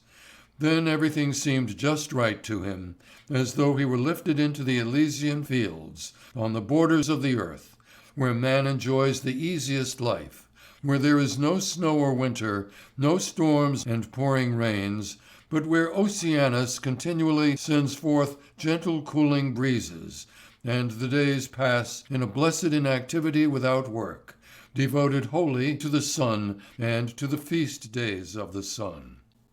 Aschenbach saw the boy Tadzio frequently, almost constantly. Owing to the limited range of territory and the regularity of their lives, the beauty was near him at short intervals throughout the day. He saw him, met him, everywhere. in the lower rooms of the hotel, on the cooling water trips to the city and back, in the arcades of the square, and at times, when he was especially lucky, ran across him on the streets. But principally, and with the most gratifying regularity, the forenoon on the beach allowed him to admire and study this rare spectacle at his leisure. Yes, it was this guarantee of happiness, this daily recurrence of good fortune, which made his stay here so precious, and gave him such pleasure in the constant procession of sunny days. He was up as early as he used to be when under the driving pressure of work, and was on the beach before most people, when the sun was still mild and the sea lay blinding white in the dreaminess of morning. He spoke amiably to the guard of the private beach, and also spoke familiarly to the barefoot, white-bearded old man who had prepared his place for him, stretching the brown canopy and bringing the furniture of the cabin out on the platform. Then he took his seat. There would now be 3 or 4 hours in which the sun mounted and gained terrific strength, the sea a deeper and deeper blue, and he might look at Tadzio. He saw him approaching from the left, along the edge of the sea. He saw him as he stepped out backwards from among the cabins. Or he would suddenly find, with a shock of pleasure, that he had missed his coming, that he was already here in the blue and white bathing suit which was his only garment now while on the beach, that he had already commenced his usual activities in the sun and the sand, a pleasantly trifling, idle, and unstable manner of living, a mixture of rest and play. Tadzio would saunter about, wade, dig, catch things, lie down, go for a swim, all the while being kept under surveillance by the women on the platform, who made his name ring out in their falsetto voices, "Tadzio! Tadzio!"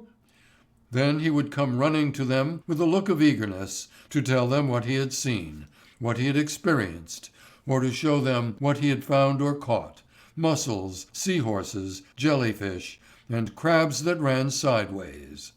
Aschenbach did not understand a word he said, and though it might have been the most ordinary thing in the world, it was a vague harmony in his ear. So the foreignness of the boy's speech turned it into music. A wanton sun poured its prodigal splendor down over him, and his figure was always set off against the background of an intense blue. This piquant body was so freely exhibited that his eyes soon knew every line and posture. He was continually rediscovering with new pleasure all this familiar beauty, and his astonishment at its delicate appeal to his senses was unending. The boy was called to greet a guest who was paying his respects to the ladies at the bathing house. He came running wet perhaps out of the water, tossed back his curls, and as he held out his hand, resting on one leg and raising his other foot on the toes, the set of his body was delightful. It had a charming expectancy about it, a well-meaning shyness, a winsomeness which showed his aristocratic training. He lay stretched full length, his bath towel slung across his shoulders, his delicately chiseled arm supported in the sand, his chin in his palm. The boy called Jashu was squatting near him and making up to him, and nothing could be more enchanting than the smile of his eyes and lips when the leader glanced up at his inferior, his servant. He stood on the edge of the sea, alone, apart from his people, quite near to Aschenbach.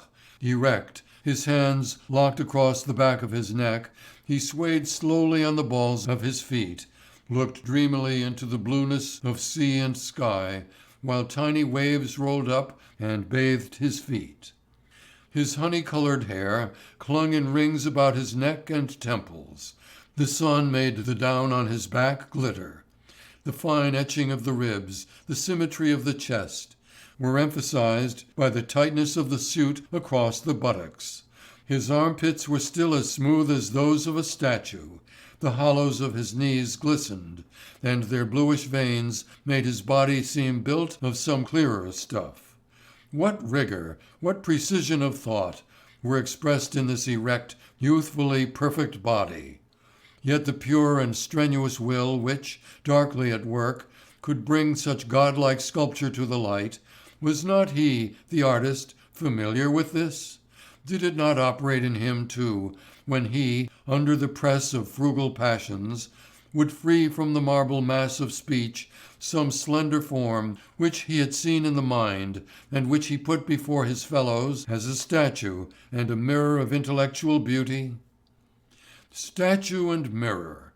His eyes took in the noble form there bordered with blue, and with a rush of enthusiasm he felt that in this spectacle he was catching the beautiful itself, form as the thought of God, the one pure perfection which lives in the mind, and which, in this symbol and likeness, had been placed here, quietly and simply, as an object of devotion. That was drunkenness, and eagerly, without thinking, the aging artist welcomed it. His mind was in travail, all that he had learned dropped back into flux, his understanding threw up age-old thoughts which he had inherited with youth, though they had never before lived with their own fire. Is it not written that the sun diverts our attention from intellectual to sensual things? Reason and understanding, it is said, become so numbed and enchanted that the soul forgets everything out of delight with its immediate circumstances, and in astonishment becomes attached to the most beautiful objects shined on by the sun. Indeed, only with the aid of a body is it capable then of raising itself to higher considerations. To be sure, Amor did as the instructors of mathematics who show backward children tangible representations of the pure forms. Similarly the god, in order to make the spiritual visible for us, readily utilized the form and color of man's youth, and as a reminder he adorned these with the reflected splendor of beauty which, when we behold it, makes us flare up in pain and hope. His enthusiasm suggested these things, put him in the mood for them, and from the noise of the sea and the luster of the sun he wove himself a charming picture. Here was the old plane tree, not far from the walls of Athens, a holy, shadowy place filled with the smell of Agnus Castus blossoms, and decorated with ornaments and images sacred to Achelous and the nymphs. Clear and pure, the brook at the foot of the spreading tree fell across the smooth pebbles. The cicadas were fiddling. But on the grass, which was like a pillow gently sloping to the head, 2 people were stretched out, in hiding from the heat of the day, an older man and a youth, one ugly and one beautiful, wisdom next to loveliness. And amid gallantries and skillfully engaging banter, Socrates was instructing Phaedrus in matters of desire and virtue. He spoke to him of the hot terror which the initiates suffer when their eyes light on an image of the eternal beauty, spoke of the greed of the impious and the wicked, who cannot think beauty when they see its likeness, and who are incapable of reverence, spoke of the holy distress which befalls the noble-minded when a godlike countenance, a perfect body, appears before them. They tremble and grow distracted, and hardly dare to raise their eyes, and they honor the man who possesses this beauty. Yes, if they were not afraid of being thought downright madmen, they would sacrifice to the beloved as to the image of a god. For beauty, my Phaedrus, beauty alone is both lovely and visible at once. It is, mark me, the only form of the spiritual which we can receive through the senses. Else, what would become of us if the divine, if reason and virtue and truth should appear to us through the senses? Should we not perish and be consumed with love, as Semele once was with Zeus? Thus, beauty is the sensitive man's access to the spirit, but only a road, a means simply, little Phaedrus. And then this crafty suitor made the neatest remark of all. It was this, that the lover is more divine than the beloved, since the god is in the one, but not in the other. Perhaps the most delicate, the most derisive thought which has ever been framed, and the one from which spring all the cunning and the profoundest pleasures of desire. Writers are happiest with an idea which can become all emotion, and an emotion all idea. Just such a pulsating idea, such a precise emotion, belonged to the lonely man at this moment, was at his call. Nature, it ran, shivers with ecstasy when the spirit bows in homage before beauty. Suddenly he wanted to write. Eros loves idleness, they say, and he is suited only to idleness. But at this point in the crisis, the affliction became a stimulus towards productivity. The incentive hardly mattered. A request, an agitation for an open statement on a certain large burning issue of culture and taste, was going about the intellectual world, and had finally caught up with the traveller here. He was familiar with the subject. It had touched his own experience, and suddenly he felt an irresistible desire to display it in the light of his own version. And he even went so far as to prefer working in Tadzio's presence, taking the scope of the boy as a standard for his writing, making his style follow the lines of this body which seemed godlike to him, and carrying his beauty over into the spiritual just as the eagle once carried the Trojan stag up into the ether. Never had his joy in words been more sweet. He had never been so aware that Eros is in the word as during those perilous, precious hours when, at his crude table under the canopy, facing the idol and listening to the music of his voice, he followed Tadzio's beauty in the forming of his little tract, a page and a half of choice prose, which was soon to excite the admiration of many through its clarity, its poise, and the vigorous curve of its emotion. Certainly it is better for people to know only the beautiful product as finished, and not in its conception, its conditions of origin. For knowledge of the sources from which the artist derives his inspiration would often confuse and alienate, and in this way detract from the effects of his mastery. Strange hours, strangely enervating efforts. Rare creative intercourse between the spirit and a body. When Aschenbach put away his work and started back from the beach, he felt exhausted, or in dispersion even, and it was as though his conscience were complaining after some transgression. The following morning, as he was about to leave the hotel, he looked off from the steps and noticed that Tadzio, who was alone and was already on his way towards the sea, was just approaching the private beach. He was half tempted by the simple notion of seizing this opportunity to strike up a casual friendly acquaintanceship with the boy who had been the unconscious source of so much agitation and upheaval. He wanted to address him and enjoy the answering look in his eyes. The boy was sauntering along, he could be overtaken, and Aschenbach quickened his pace. He reached him on the boardwalk behind the bathing houses, was about to lay a hand on his head and shoulders, and some word or other, an amiable phrase in French, was on the tip of his tongue. But he felt that his heart, due also perhaps to his rapid stride, was beating like a hammer, and he was so short of breath that his voice would have been tight and trembling.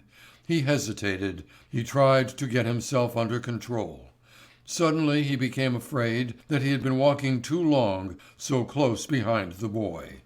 He was afraid of arousing curiosity and causing him to look back questioningly.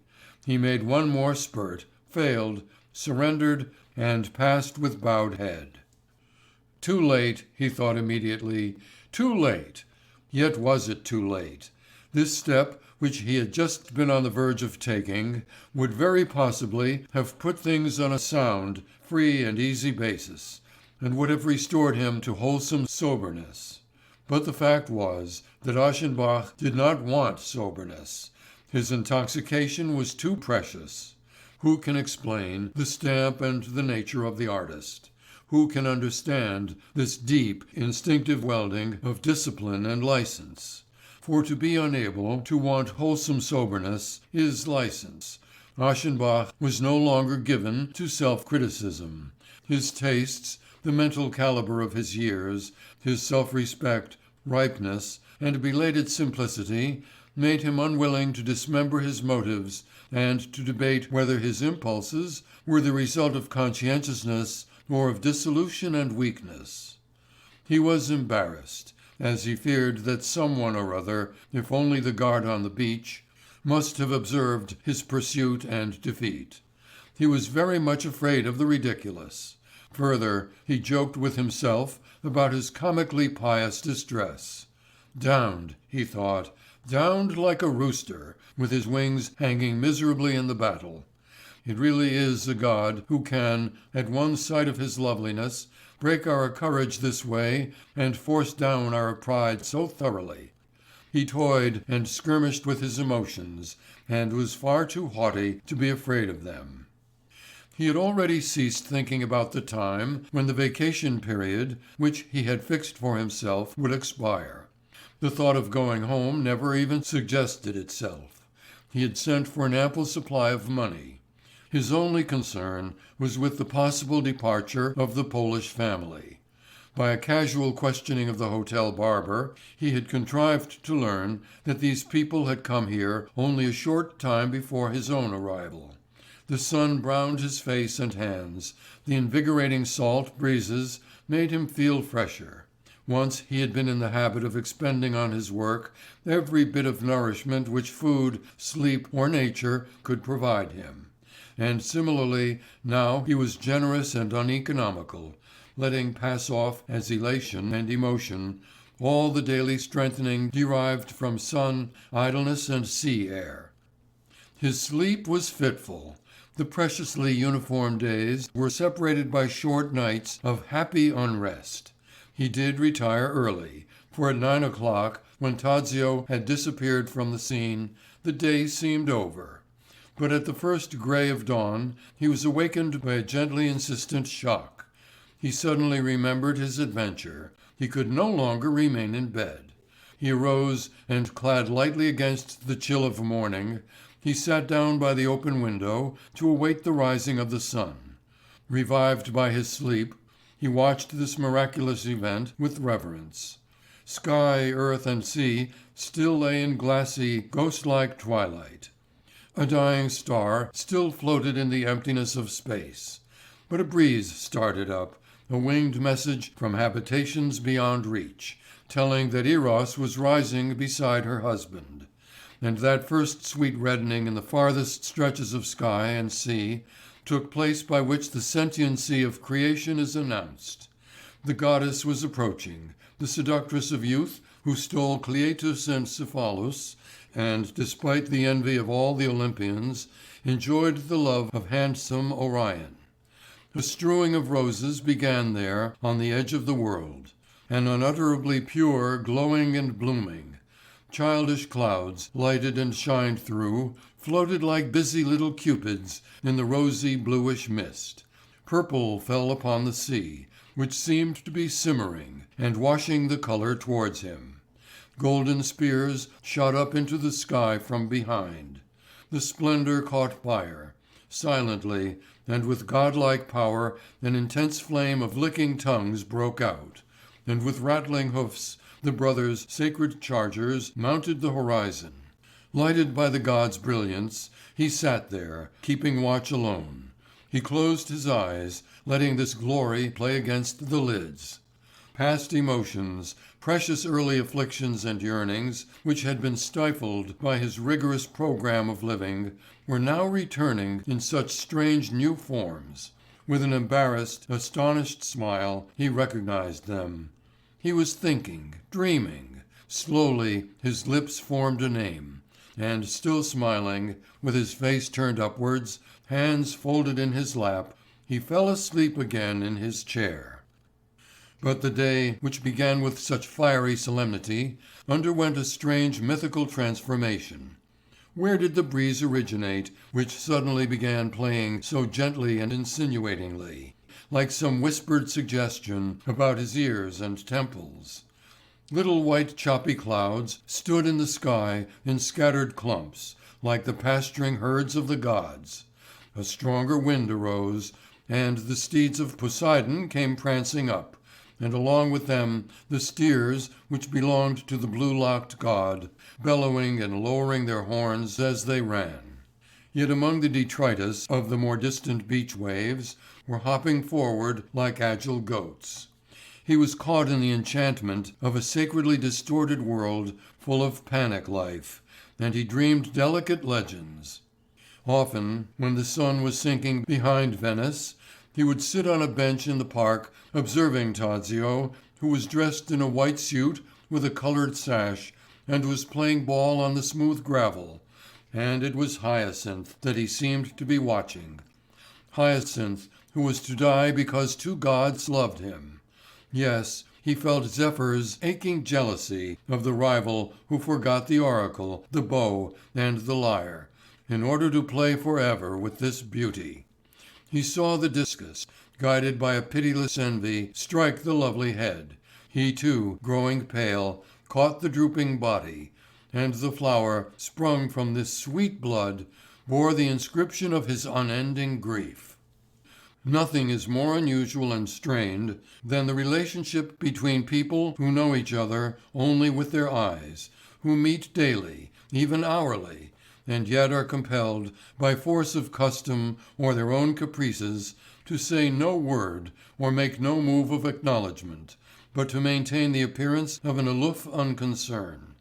There is a restlessness and a surcharged curiosity existing between them, the hysteria of an unsatisfied, unnaturally repressed desire for acquaintanceship and intercourse, and especially there is a kind of tense respect.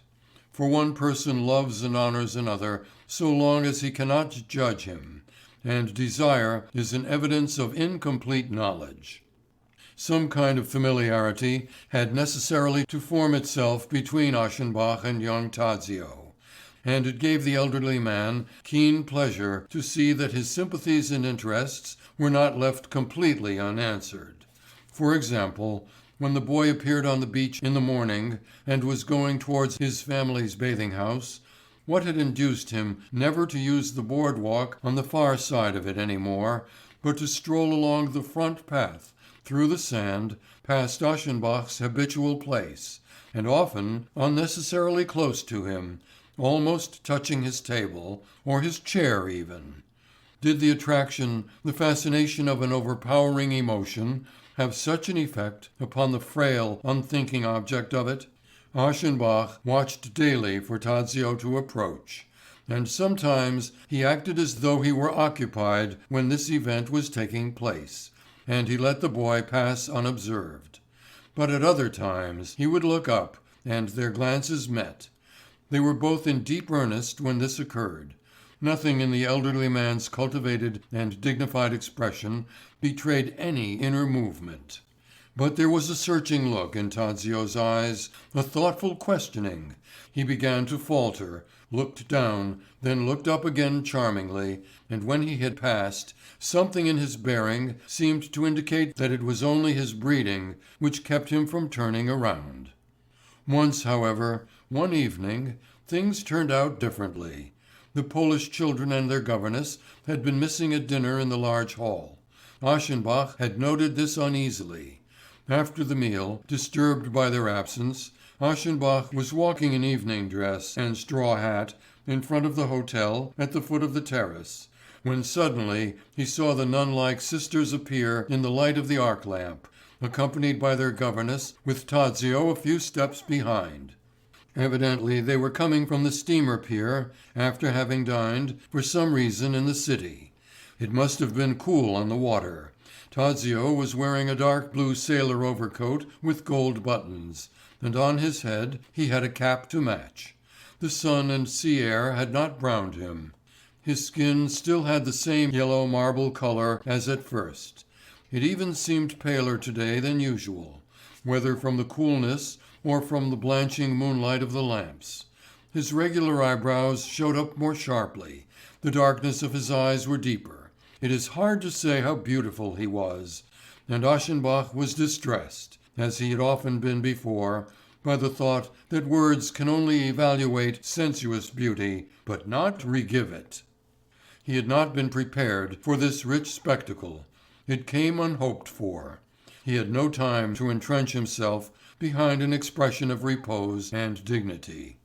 Pleasure, surprise, admiration must have shone on his face as his eyes met those of the boy, and at this moment it happened that Tadzio smiled to him, eloquently, familiarly, charmingly, without concealment.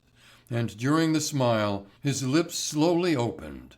It was the smile of Narcissus bent over the reflecting water, that deep, fascinated, magnetic smile with which he stretches out his arms to the image of his own beauty, a smile distorted ever so little, distorted at the hopelessness of his efforts to kiss the pure lips of the shadow.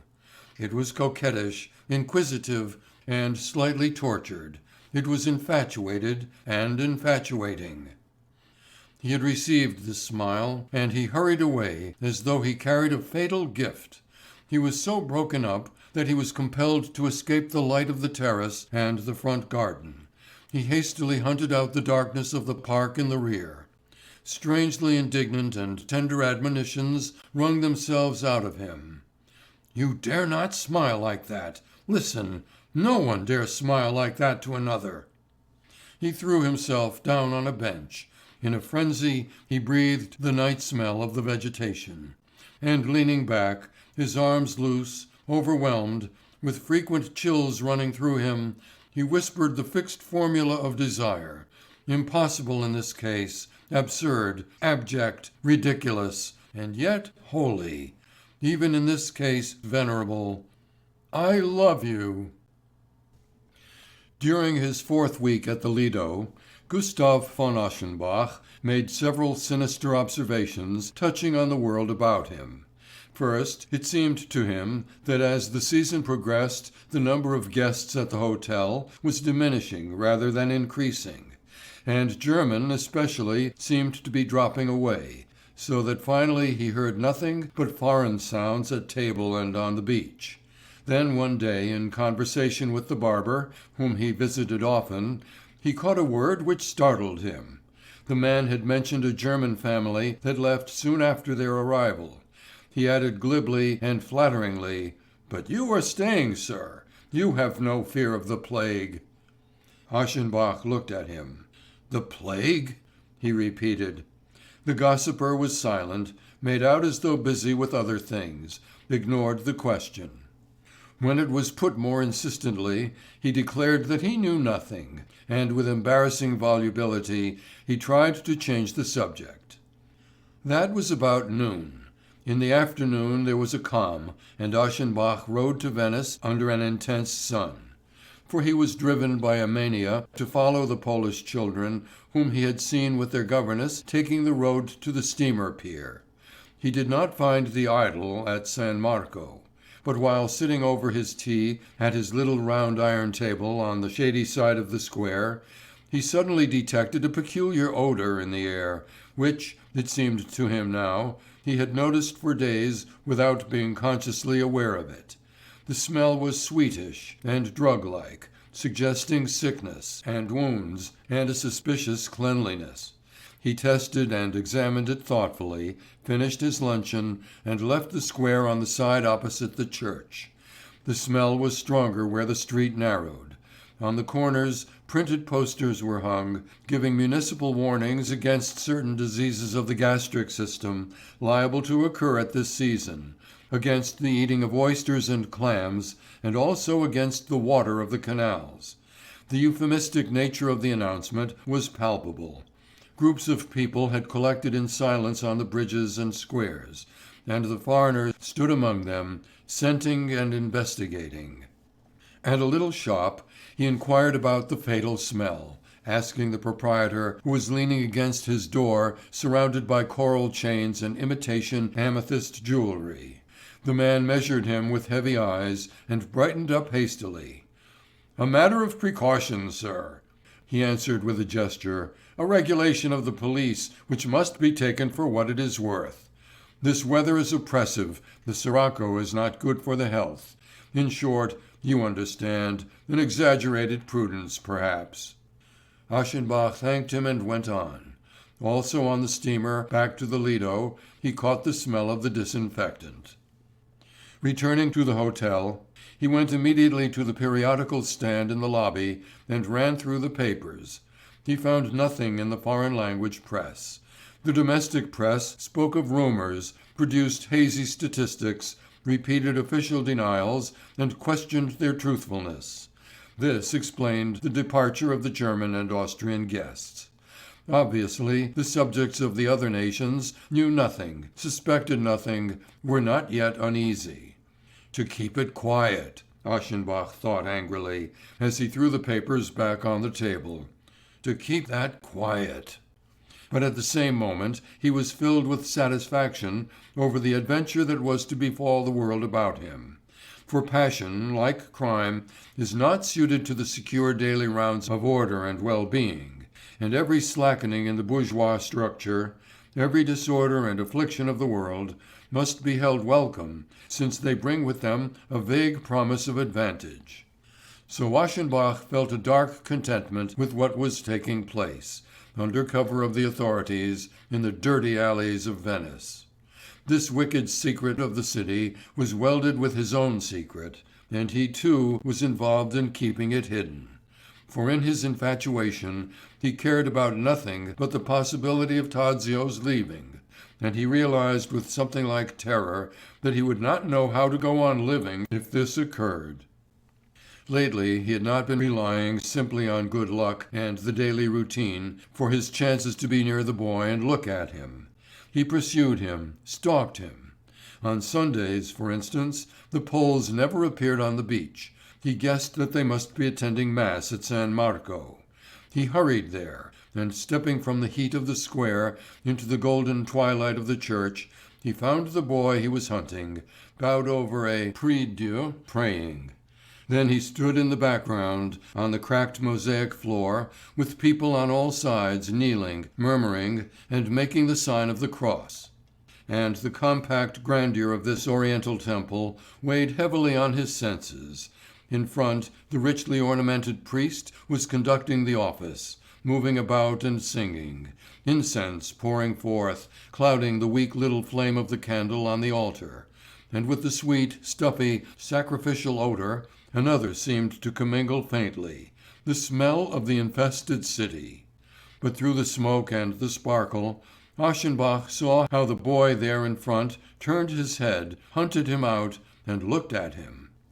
When the crowd was streaming out through the opened portals into the brilliant square with its swarms of pigeons, the lover hid in the vestibule.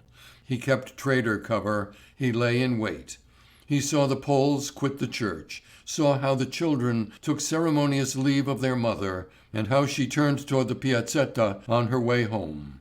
He made sure that the boy, the nun-like sisters, and the governess took the road to the right through the gateway of the dock tower and into the merceria. And after giving them a slight start, he followed them furtively on their walk through Venice.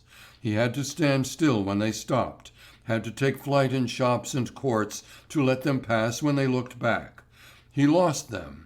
Hot and exhausted, he hunted them over bridges and down dirty blind alleys.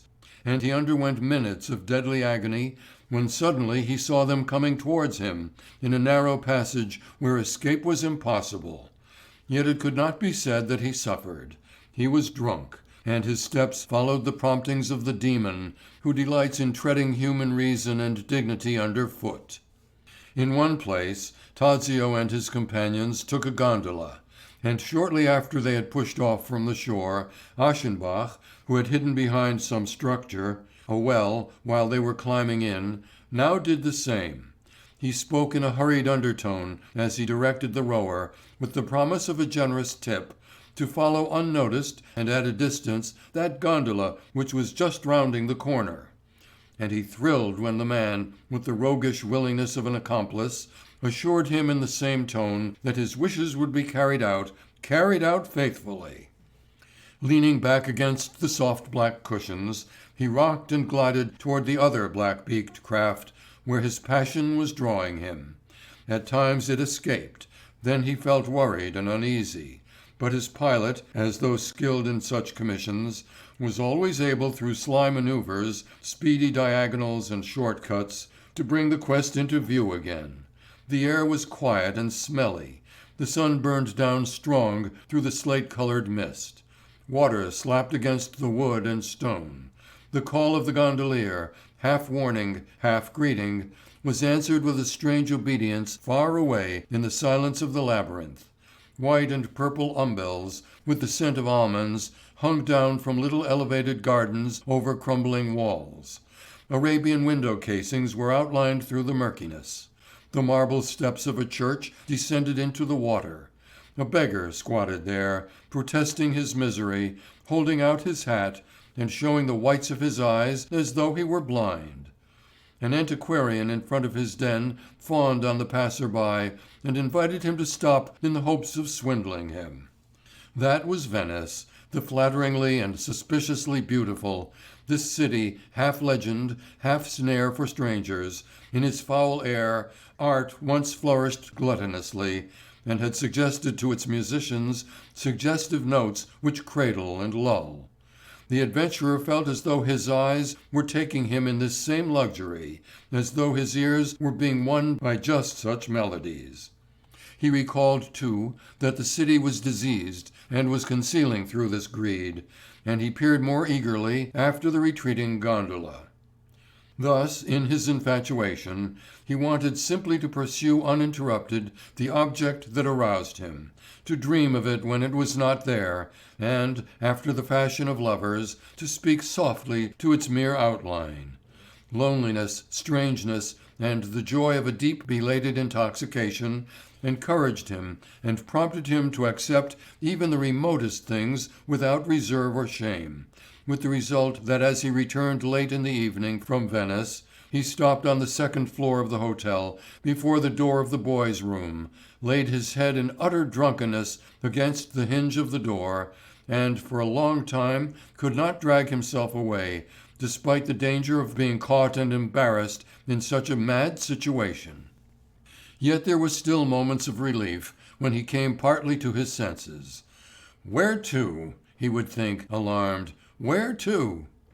Like every man whose natural abilities stimulate an aristocratic interest in his ancestry, he was accustomed to think of his forebears in connection with the accomplishments and successes of his life, to assure himself of their approval, their satisfaction, their undeniable respect. He thought of them now, entangled as he was in such an illicit experience, caught in such exotic transgressions. He thought of their characteristic rigidity of principle, their scrupulous masculinity, and he smiled dejectedly. What would they say?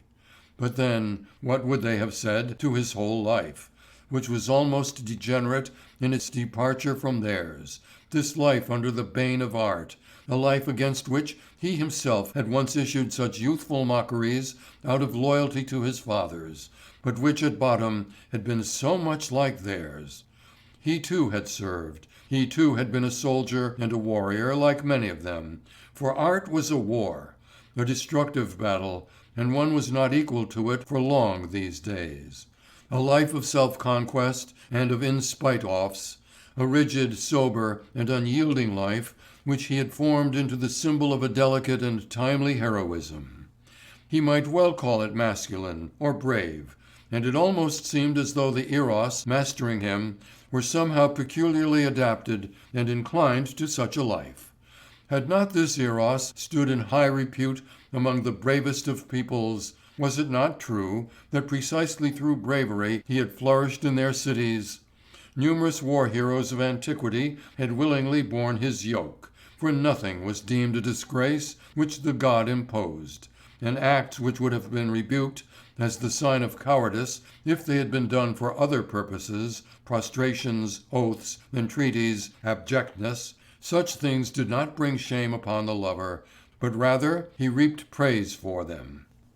In this way his infatuation determined the course of his thoughts.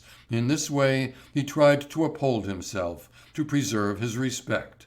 But at the same time, selfish and calculating, he turned his attention to the unclean transactions here in Venice, this adventure of the outer world which conspired darkly with his own and which fed his passion with vague lawless hopes. Bent on getting reliable news of the condition and progress of the pestilence, he ransacked the local papers in the city cafes, as they had been missing from the reading table of the hotel lobby for several days now. Statements alternated with disavowals.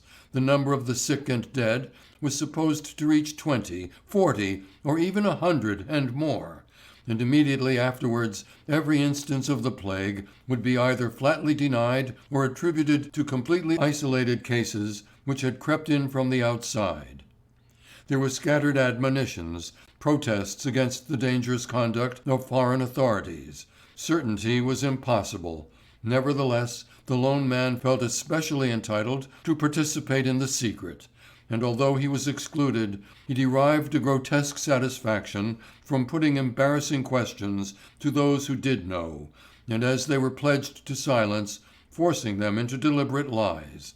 One day at breakfast in the large dining hall, he entered into a conversation with the manager, that softly treading little man in the French frock coat who was moving amiably and solicitously about among the diners and had stopped at Aschenbach's table for a few passing words. Just why, the guest asked negligently and casually, had disinfectants become so prevalent in Venice recently? It has to do, was the evasive answer, with a police regulation, and is intended to prevent any inconveniences or disturbances to the public health which might result from the exceptionally warm and threatening weather. The police are to be congratulated, Aschenbach answered, and after the exchange of a few remarks on the weather, the manager left. Yet that same day, in the evening, after dinner, it happened that a little band of strolling singers from the city gave a performance in the front garden of the hotel. 2 men and 2 women, they stood by the iron post of an arc lamp and turned their whitened faces up towards the large terrace where the guests were enjoying this folk recital over their coffee and cooling drinks. The hotel personnel, bellboys, waiters, and clerks from the office, could be seen listening by the doors of the vestibule. The Russian family, eager and precise in their amusements, had had wicker chairs placed in the garden in order to be nearer the performers, and they were sitting here in an appreciative semicircle. Behind the ladies and gentlemen, in her turban-like kerchief, stood the old slave.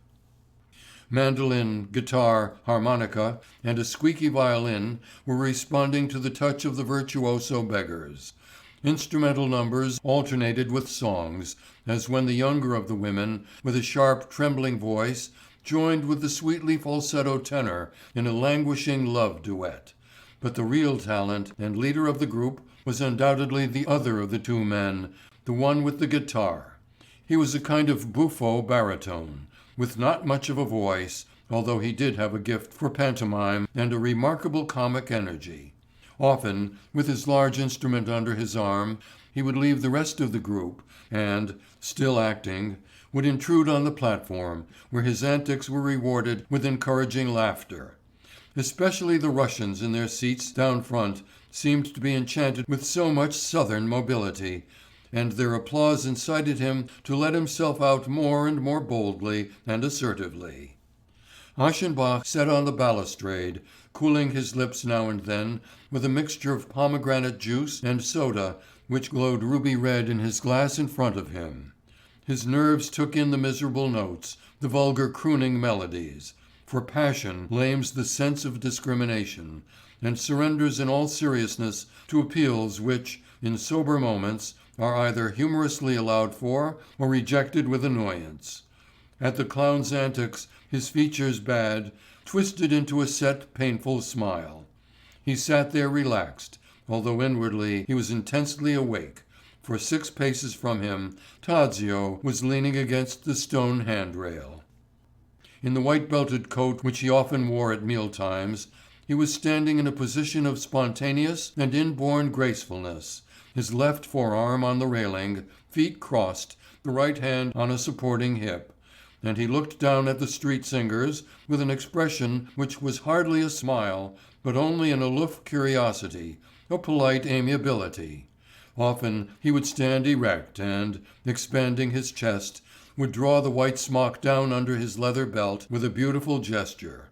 And then, too, the aging man observed with a tumult of fright and triumph how he would often turn his head over the left shoulder in the direction of his admirer, carefully and hesitatingly, or even with abruptness, as though to attack by surprise. He did not meet Aschenbach's eyes, for a mean precaution compelled the transgressor to keep from staring at him. In the background of the terrace the women who guarded Tadzio were sitting, and things had reached a point where the lover had to fear that he might be noticed and suspected. Yes, he had often observed with a kind of numbness now, when Tadzio was near him, on the beach, in the hotel lobby, in the Piazza San Marco. They called him back, they were set on keeping him at a distance, and this wounded him frightfully, causing his pride unknown tortures, which his conscience would not permit him to evade. Meanwhile the guitar player had begun a solo to his own accompaniment, a street ballad popular throughout Italy. It had several strophes, and the entire company joined each time in the refrain, all singing and playing, while he managed to give a plastic and dramatic twist to the performance. Of slight build, with thin and impoverished features, he stood on the gravel, apart from his companions, in an attitude of insolent bravado, his shabby felt hat on the back of his head, so that a bunch of his red hair jutted out from under the brim. And to the thrumming of the strings, he flung his jokes up at the terrace in a penetrating recitative, while the veins were swelling on his forehead from the exertion of his performance. He did not seem of Venetian stock, but rather of the race of Neapolitan comedians, half pimp, half entertainer, brutal and audacious, dangerous and amusing. His songs were stupid enough so far as the words went, but in his mouth, by his gestures, the movements of his body, the way of blinking significantly and letting the tongue play across his lips, it acquired something ambiguous, something vaguely repulsive. In addition to the customary civilian dress, he was wearing a sport shirt, and his skinny neck protruded above the soft collar, bearing a noticeably large and active Adam's apple. He was pale and snub-nosed. It was hard to fix an age to his beardless features, which seemed furrowed with grimaces and depravity, and the two wrinkles standing arrogantly, harshly, almost savagely between his reddish eyebrows were strangely suited to the smirk on his mobile lips. Yet what really prompted the lonely man to pay him keen attention was the observation that the questionable figure seemed also to provide its own questionable atmosphere. For each time they came to the refrain, the singer, amid buffoonery and familiar handshakes, began a grotesque circular march which brought him immediately beneath Aschenbach's place, and each time this happened there blew up to the terrace from his clothes and body a strong carbolic smell. After the song was ended, he began collecting money. He started with the Russians, who were evidently willing to spend, and then came up the stairs. Up here he showed himself just as humble as he had been bold during the performance. Cringing and bowing, he stole about among the tables, and a smile of obsequious cunning exposed his strong teeth, while the two wrinkles still stood ominously between his red eyebrows. This singular character collecting money to live on, they eyed him with a curiosity and a kind of repugnance. They tossed coins into his felt hat with the tips of their fingers, and were careful not to touch him. The elimination of the physical distance between the comedian and the audience, no matter how great the enjoyment may have been, always causes a certain uneasiness. He felt it, and tried to excuse it by grovelling. He came up to Aschenbach, and along with him the smell, which no one else seemed concerned about. "Listen," the recluse said in an undertone, almost mechanically. "They are disinfecting Venice. Why?" The jester answered hoarsely, "On account of the police.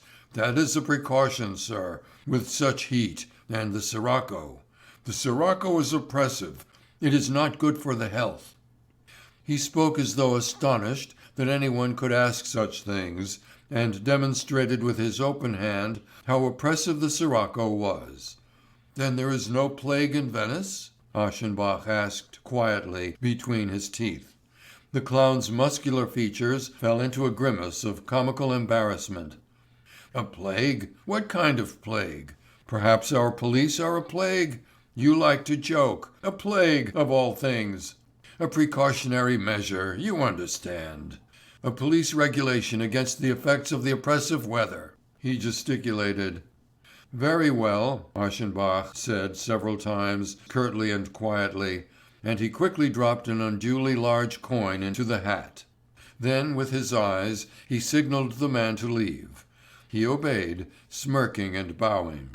But he had not reached the stairs before two hotel employees threw themselves upon him, and with their faces close to his, began a whispered cross-examination.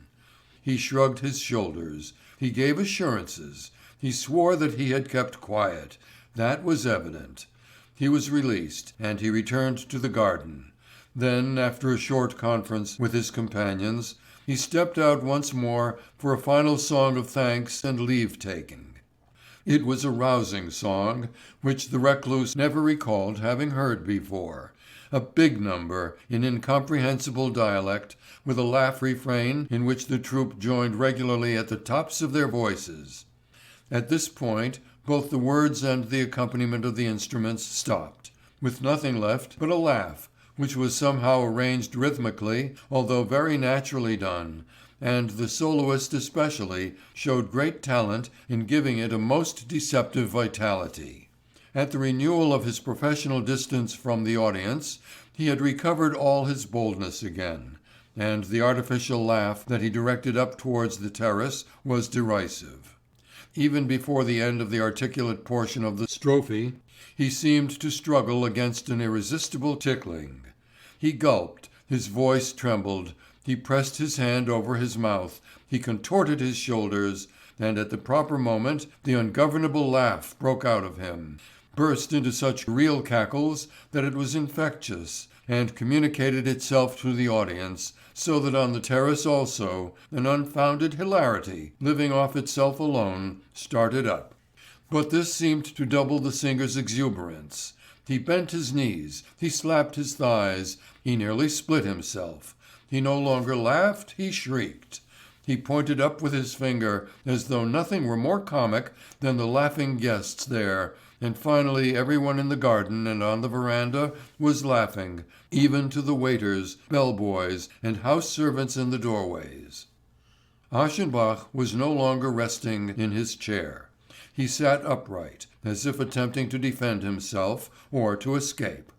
But the laughter, the whiffs of the hospital smell, and the boy's nearness combined to put him into a trance that held his mind and his senses hopelessly captive. In the general movement and distraction, he ventured to glance across at Tadzio, and as he did so, he dared observe that the boy, in reply to his glance, was equally serious, much as though he had modelled his conduct and expression after those of one man, and the prevalent mood had no effect on him, since this one man was not part of it. This portentous childish obedience had something so disarming and overpowering about it that the grey-haired man could hardly restrain himself from burying his face in his hands. It had also seemed to him that Tadzio's occasional stretching and quick breathing indicated a complaint, a congestion of the lungs. "He is sickly. He will probably not grow old," he thought repeatedly, with that positiveness which is often a peculiar relief to desire and passion. And along with pure solitude, he had a feeling of rakish gratification. Meanwhile the Venetians had ended and were leaving. Applause accompanied them, and their leader did not miss the opportunity to cover his retreat with further jests. His bows, the kisses he blew, were laughed at, and so he doubled them. When his companions were already gone, he acted as though he had hurt himself by backing into a lamp-post, and he crept through the gate seemingly crippled with pain. Then he suddenly threw off the mask of comic hard luck, stood upright, hurried away jauntily, stuck out his tongue insolently at the guests on the terrace, and slipped into the darkness. The company was breaking up. Tadzio had been missing from the balustrade for some time, but to the displeasure of the waiters, the lonely man sat for a long while over the remains of his pomegranate drink. Night advanced. Time was crumbling. In the house of his parents many years back, there had been an hourglass. Of a sudden he saw the fragile and expressive instrument again, as though it were standing in front of him. Fine and noiseless, the rust-red sand was running through the glass neck, and since it was getting low in the upper half, a speedy little vortex had been formed there. As early as the following day, in the afternoon, he had made new progress in his obstinate baiting of the people he met, and this time he had all possible success. He walked from the Piazza of St. Mark's into the English Travelling Bureau located there, and after changing some money at the cash desk, he put on the expression of a distrustful foreigner and launched his fatal question at the attendant clerk. He was a Britisher, he wore a woolen suit, and was still young, with close-set eyes, and had that characteristic stolid reliability which is so peculiar and strikingly appealing in the tricky, nimble-witted South.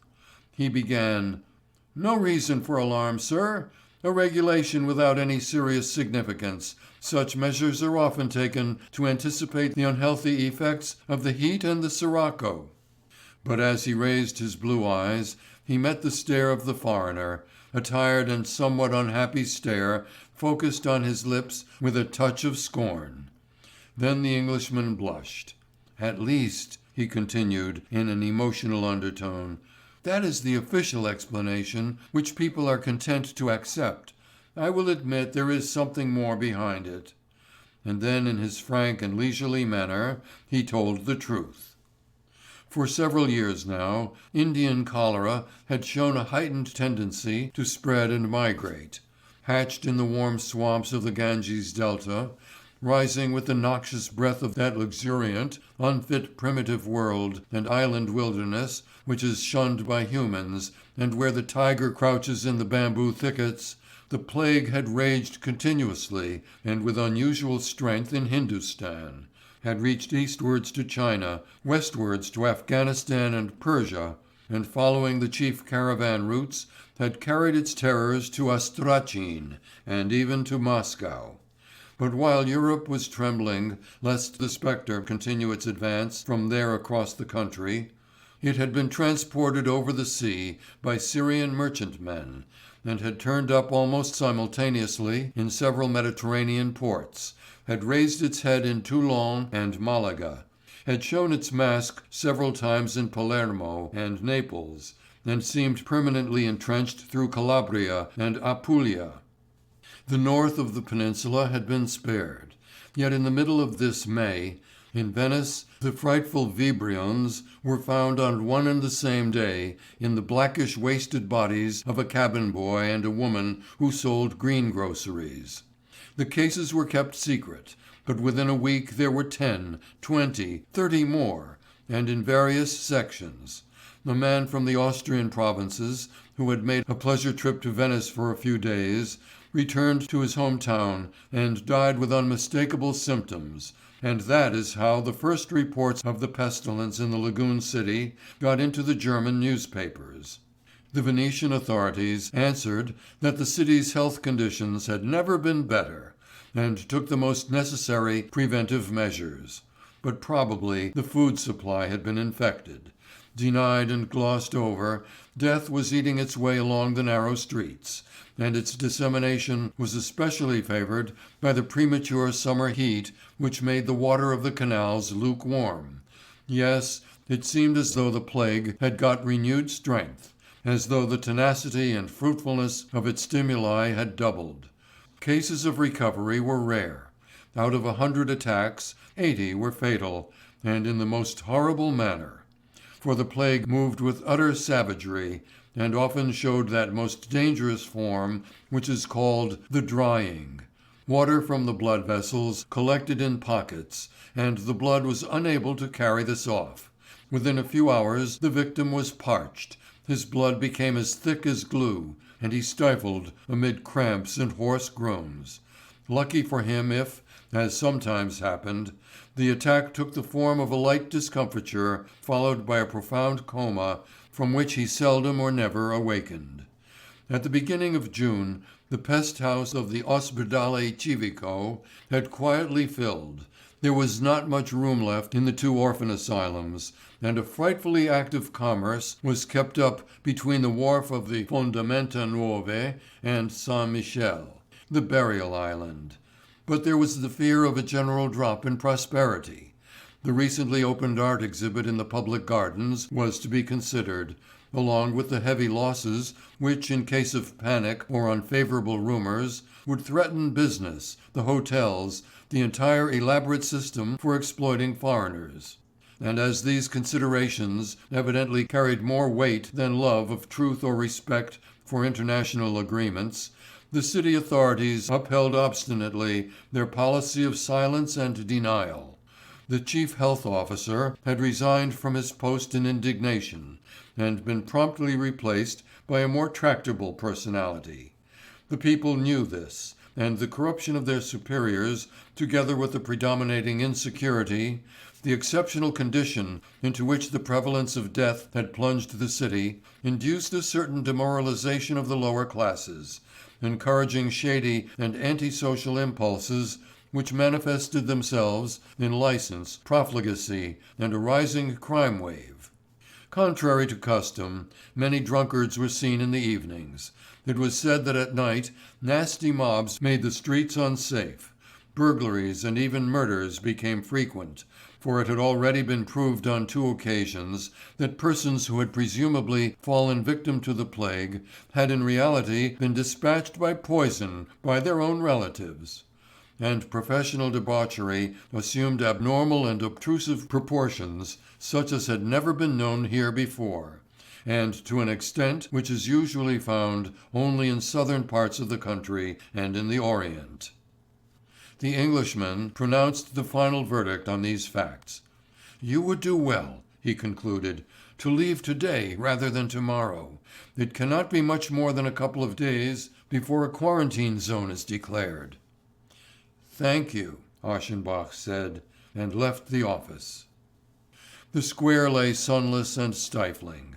Unsuspecting foreigners sat in front of the cafes, or stood among the pigeons in front of the church and watched the swarms of birds flapping their wings, crowding one another, and pecking at grains of corn offered them in open palms. The recluse was feverishly excited, triumphant in his possession of the truth. But it had left him with a bad taste in his mouth and a weird horror in his heart. As he walked up and down the flagstones of the gorgeous court, he was weighing an action which would meet the situation and would absolve him.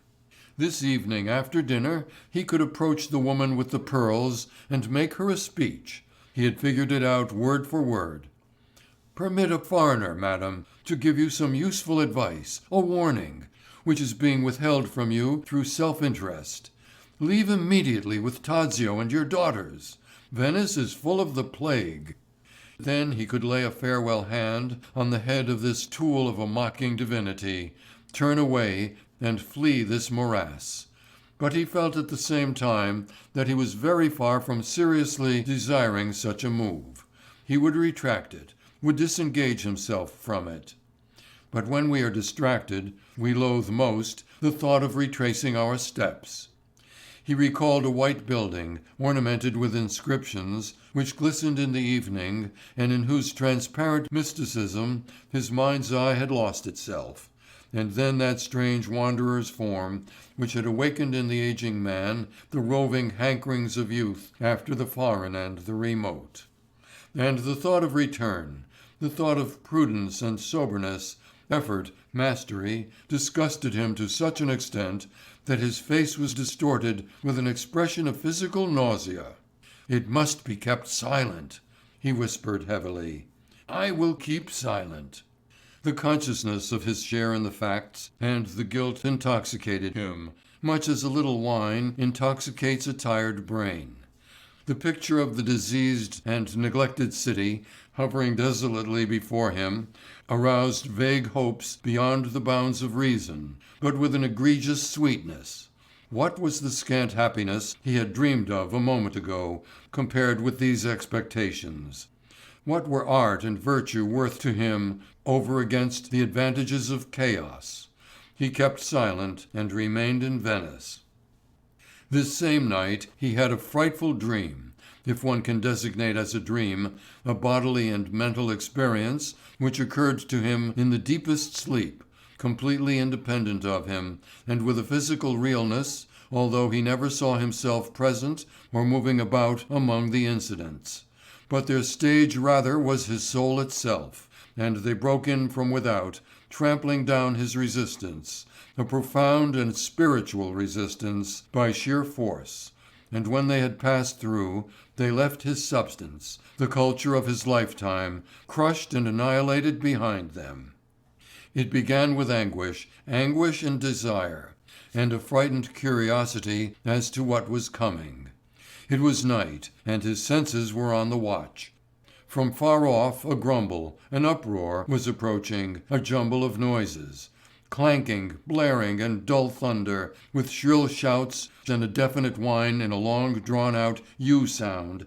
All this was sweetly, ominously interspersed and dominated by the deep cooing of wickedly persistent flutes, which charmed the bowels in a shamelessly penetrative manner. But he knew one word. It was veiled, and yet would name what was approaching. The foreign god. Vaporous fire began to glow. Then he recognized mountains like those about his summer house. And in the scattered light, from high up in the woods, among tree trunks and crumbling moss-grown rocks, people, beasts, a throng, a raging mob plunged, twisting and whirling downwards, and made the hills swarm with bodies, flames, tumult, and a riotous round dance. Women, tripped by overlong fur draperies which hung from their waists, were holding up tambourines and beating on them, their groaning heads flung back. Others swung sparking firebrands and bare daggers, or wore hissing snakes about the middle of their bodies, or shrieking held their breasts in their two hands. Men with horns on their foreheads, shaggy-haired, girded with hides, bent back their necks and raised their arms and thighs, clashed brass cymbals and beat furiously at kettle drums, while smooth boys prodded he-goats with wreathed sticks, climbing on their horns and falling off with shouts when they bounded. And the Bacchantes wailed the word with the soft consonants and the drawn-out U sound, at once sweet and savage, like nothing ever heard before. In one place it rang out as though piped into the air by stags, and it was echoed in another by many voices in wild triumph. With it they incited one another to dance and to fling out their arms and legs, and it was never silent. But everything was pierced and dominated by the deep coaxing flute. He who was fighting against this experience, did it not coax him too, with its shameless penetration, into the feast and the excesses of the extreme sacrifice? His repugnance, his fear, were keen. He was honorably set on defending himself to the very last against the barbarian, the foe to intellectual poise and dignity. But the noise, the howling, multiplied by the resonant walls of the hills, grew, took the upper hand, swelled to a fury of rapture. Odors oppressed the senses, the pungent smell of the bucks, the scent of moist bodies, and a waft of stagnant water with another smell, something familiar, the smell of wounds and prevalent disease. At the beating of the drum his heart fluttered, his head was spinning, he was caught in a frenzy, in a blinding, deafening lewdness, and he yearned to join the ranks of the god. The obscene symbol, huge, wooden, was uncovered and raised up. Then they howled the magic word with more abandon. Foaming at the mouth, they raged, teased one another with ruddish gestures and caressing hands. Laughing and groaning, they stuck the goads into one another's flesh, and licked the blood from their limbs. But the dreamer now was with them, in them, and he belonged to the foreign god. Yes, they were he himself, as they hurled themselves, biting and tearing upon the animals, got entangled in steaming rags, and fell in promiscuous unions on the torn moss in sacrifice to their god. And his soul tasted the unchastity and fury of decay. When he awakened from the affliction of this dream, he was unnerved, shattered, and hopelessly under the power of the demon. He no longer avoided the inquisitive glances of other people. He did not care if he was exciting their suspicions. And as a matter of fact, they were fleeing, travelling elsewhere. Numerous bathing houses stood empty, the occupants of the dining hall became more and more scattered, and in the city now one rarely saw a foreigner. The truth seemed to have leaked out. The panic, despite the reticence of those whose interests were involved, seemed no longer avoidable. But the woman with the pearls remained with her family, either because the rumours had not yet reached her, or because she was too proud and fearless to heed them. Tadzio remained, and to Aschenbach, in his infatuation, it seemed at times as though flight and death might remove all the disturbing elements of life around them, and he stayed here alone with the boy. Yes, by the sea in the forenoon, when his eyes rested heavily, irresponsibly, unwaveringly on the thing he coveted, or when, as the day was ending, he followed shamelessly after him through the streets where the hideous death lurked in secret, at such times the atrocious seemed to him rich in possibilities, and laws of morality had dropped away. Like any lover, he wanted to please, and he felt a bitter anguish lest it might not be possible. He added bright youthful details to his dress. He put on jewels and used perfumes. During the day he often spent much time over his toilet, and came to the table strikingly dressed, excited and in suspense. In the light of the sweet youthfulness which had done this to him, he detested his aging body. The sight of his grey hair, his sharp features, plunged him into shame and hopelessness. It induced him to attempt rejuvenating his body and appearance. He often visited the hotel barber. Beneath the barber's apron, leaning back in the chair under the gossiper's expert hands, he winced to observe his reflection in the mirror. "Grey," he said, making a wry face. "A little," the man answered, "due entirely to a slight neglect, an indifference to outward things, which is conceivable in people of importance, but it is not exactly praiseworthy, and all the less so since such persons are above prejudice in matters of nature or art. If the moral objections of certain people to the art of cosmetics were to be logically extended to the care of the teeth, they would give no slight offence. And after all, we are just as old as we feel, and under some circumstances grey hair would actually stand for more of an untruth than the despised correction. In your case, sir, you are entitled to the natural colour of your hair. Will you permit me simply to return what belongs to you?"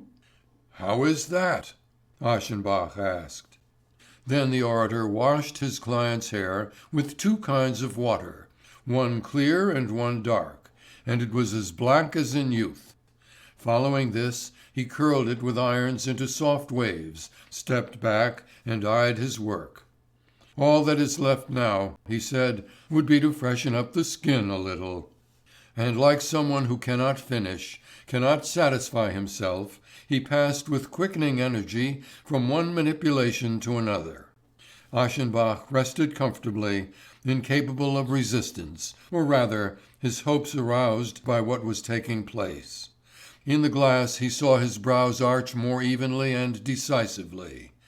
His eyes became longer, their brilliance was heightened by a light touching up of the lids. A little lower, where the skin had been leatherish brown, he saw a delicate crimson tint grow beneath a deft application of colour. His lips, bloodless a little while past, became full and as red as raspberries. The furrows in the cheeks and about the mouth, the wrinkles of the eyes, disappeared beneath lotions and cream. With a knocking heart he beheld a blossoming youth. Finally the beauty specialist declared himself content, after the manner of such people, by obsequiously thanking the man he had been serving. "A trifling assistance," he said, as he applied one parting touch. "Now the gentleman can fall in love unhesitatingly." He walked away, fascinated. He was happy as in a dream, timid and bewildered. His necktie was red, his broad-brimmed straw hat was trimmed with a variegated band. A tepid storm wind had risen. It was raining sparsely and at intervals, but the air was damp, thick, and filled with the smell of things rotting. All around him he heard a fluttering, pattering, and swishing, and under the fever of his cosmetics it seemed to him as though evil wind spirits were haunting the place, impure sea-birds which rooted and gnawed at the food of the condemned and befouled it with their droppings. For the sultriness destroyed his appetite, and the fancy suggested itself that the foods were poisoned with contaminating substances. Tracking the boy one afternoon, Aschenbach had plunged deep into the tangled centre of the diseased city. He was becoming uncertain of where he was, since the alleys, waterways, bridges, and little squares of the labyrinth were all so much alike, and he was no longer even sure of directions. He was absorbed with the problem of keeping the pursued figure in sight, and, driven to disgraceful subterfuges, flattened himself against walls, hiding behind the backs of other people. For a long time he did not notice the weariness, the exhaustion with which emotion and the continual suspense had taxed his mind and his body. Tadzio walked behind his companions. He always allowed the governess and the nun-like sisters to precede him in the narrow places, and loitering behind alone, he would turn his head occasionally to look over his shoulder and make sure by a glance of his peculiarly dark grey eyes that his admirer was following. He saw him and did not betray him. Drunk with the knowledge of this, lured forward by those eyes, led meekly by his passion, the lover stole after his unseemly hope. But finally he was cheated and lost sight of him. The poles had crossed a short arching bridge. The height of the curve hid them from the pursuer, and when he himself had arrived there, he no longer saw them. He hunted for them vainly in three directions, straight ahead and to either side, along the narrow dirty wharf. In the end he was so tired and unnerved that he had to give up the search. His head was on fire, his body was covered with a sticky sweat, his knees trembled. He could no longer endure the thirst that was torturing him, and he looked around for some immediate relief. From a little vegetable store he bought some fruit, strawberries, soft and overly ripe, and he ate them as he walked. A very charming, forsaken little square opened up before him. He recognized it. Here he had made his frustrated plans for flight weeks ago. He let himself sink down on the steps of the cistern in the middle of the square, and laid his head against the stone cylinder. It was quiet. Grass was growing up through the pavement. Refuse was scattered about. Among the weather-beaten, usually tall houses surrounding him, there was one like a palace, with little lion-covered balconies, and Gothic windows with blank emptiness behind them. On the ground floor of another house was a drug-store. Warm gusts of wind occasionally carried the smell of carbolic acid. He sat there, he, the master, the artist of dignity, the author of The Wretch, a work which had, in such accurate symbols, renounced vagabondage and the depths of misery, had denied all sympathy with the engulfed, and had cast out the outcast. The man who had arrived and, victor over his own knowledge, had outgrown all irony and acclimatized himself to the obligations of public confidence, whose reputation was official, whose name had been knighted, and on whose style boys were urged to pattern themselves. He sat there. His eyelids were shut. Only now and then a mocking uneasy side glance slipped out from beneath them, and his loose lips, set off by the cosmetics, formed isolated words of the strange dream logic created by his half-slumbering brain. For beauty, Phaedrus, mark me, beauty alone is both divine and visible at once, and thus it is the road of the sensuous. It is, little Phaedrus, the road of the artist to the spiritual. But do you now believe, my dear, that they can ever attain wisdom and true human dignity for whom the road to the spiritual leads through the senses? Or do you believe rather, I leave the choice to you, that this is a pleasant but perilous road, a really wrong and sinful road, which necessarily leads astray? For you must know that we poets cannot take the road of beauty without having Eros join us and set himself up as our leader. Indeed, we may even be heroes after our fashion, and hardened warriors, though we be like women, for passion is our exaltation, and our desire must remain love. That is our pleasure and our disgrace. You now see, do you not, that we poets cannot be wise and dignified, that we necessarily go astray, necessarily remain lascivious, and adventurers in emotion? The mastery of our style is all lies and foolishness, our renown and honour are a farce, the confidence of the masses in us is highly ridiculous, and the training of the public and of youth through art is a precarious undertaking which should be forbidden. For how indeed could he be a fit instructor who is born with a natural leaning towards the precipice? We might well disavow it and reach after dignity, but wherever we turn it attracts us. Let us, say, renounce the dissolvent of knowledge, since knowledge, Phaedrus, has no dignity or strength. It is aware, it understands and pardons, but without reserve and form. It feels sympathy with the precipice. It is the precipice. This then we abandon with firmness, and from now on our efforts matter only by their yield of beauty, or in other words, simplicity, greatness, and new rigour, form, and a second type of openness. But form and openness, Phaedrus, lead to intoxication and to desire, lead the noble perhaps into sinister revels of emotion which his own beautiful rigour rejects as infamous, lead to the precipice. Yes, they too lead to the precipice. They lead us poets there, I say, since we cannot force ourselves, since we can merely let ourselves out. And now I am going, Phaedrus, you stay here, and when you no longer see me, then you go too. A few days later, as Gustav von Aschenbach was not feeling well, he left the beach hotel at a later hour in the morning than usual. He had to fight against certain attacks of vertigo, which were only partially physical and were accompanied by a pronounced malaise, a feeling of bafflement and hopelessness, while he was not certain whether this had to do with conditions outside him or with his own nature. In the lobby he noticed a large pile of luggage ready for shipment. He asked the doorkeeper who it was that was leaving, and heard in answer the Polish title, which he had learned secretly. He accepted this without any alteration of his sunken features, with that curt elevation of the head by which one acknowledges something he does not need to know. Then he asked, "When?" The answer was, "After lunch." He nodded and went to the beach. It was not very inviting.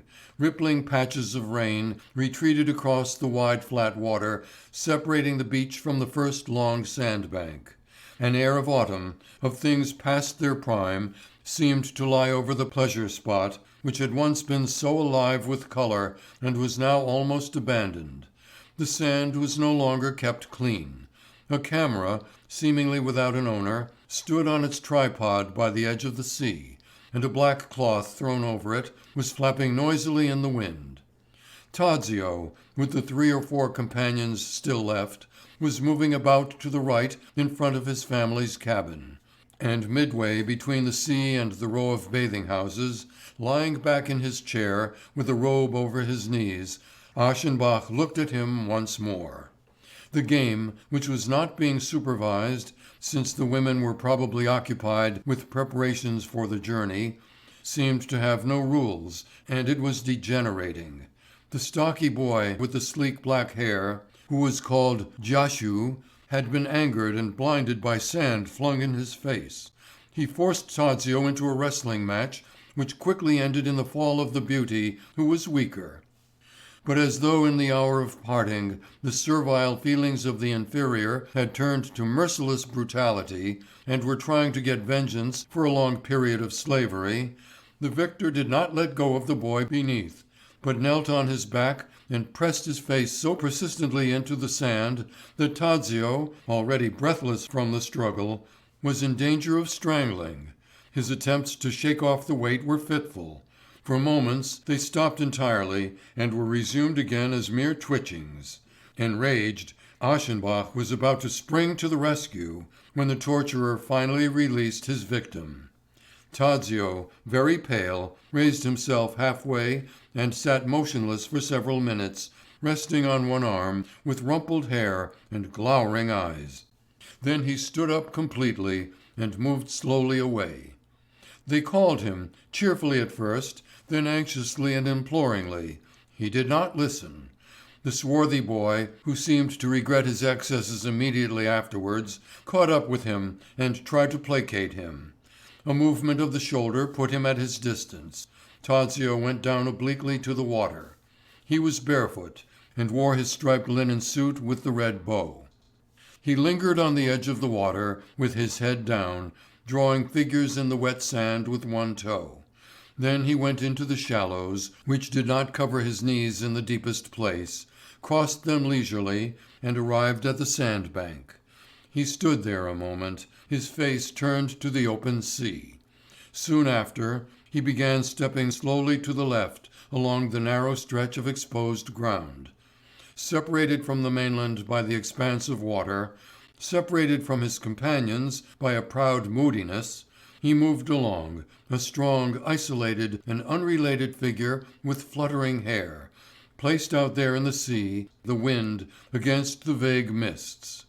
He stopped once more to look around, and suddenly, as though at some recollection, some impulse, with one hand on his hip, he turned the upper part of his body in a beautiful twist which began from the base, and he looked over his shoulder towards the shore. The watcher sat there, as he had sat once before, when the first time these twilight grey eyes had turned at the doorway and met his own. His head, against the back of the chair, had slowly followed the movements of the boy walking yonder. Now, simultaneously with this glance, it rose and sank on his breast, so that his eyes looked out from beneath, while his face took on the loose, inwardly relaxed expression of deep sleep. But it seemed to him as though the pale and lovely lure out there were smiling to him, nodding to him, as though, removing his hand from his hip, he were signalling to come out, were vaguely guiding towards egregious promises. And, as often before, he stood up to follow him. Some minutes passed before anyone hurried to the aid of the man who had collapsed into one corner of his chair. He was brought to his room. And on the same day, a respectfully shocked world received the news of his death.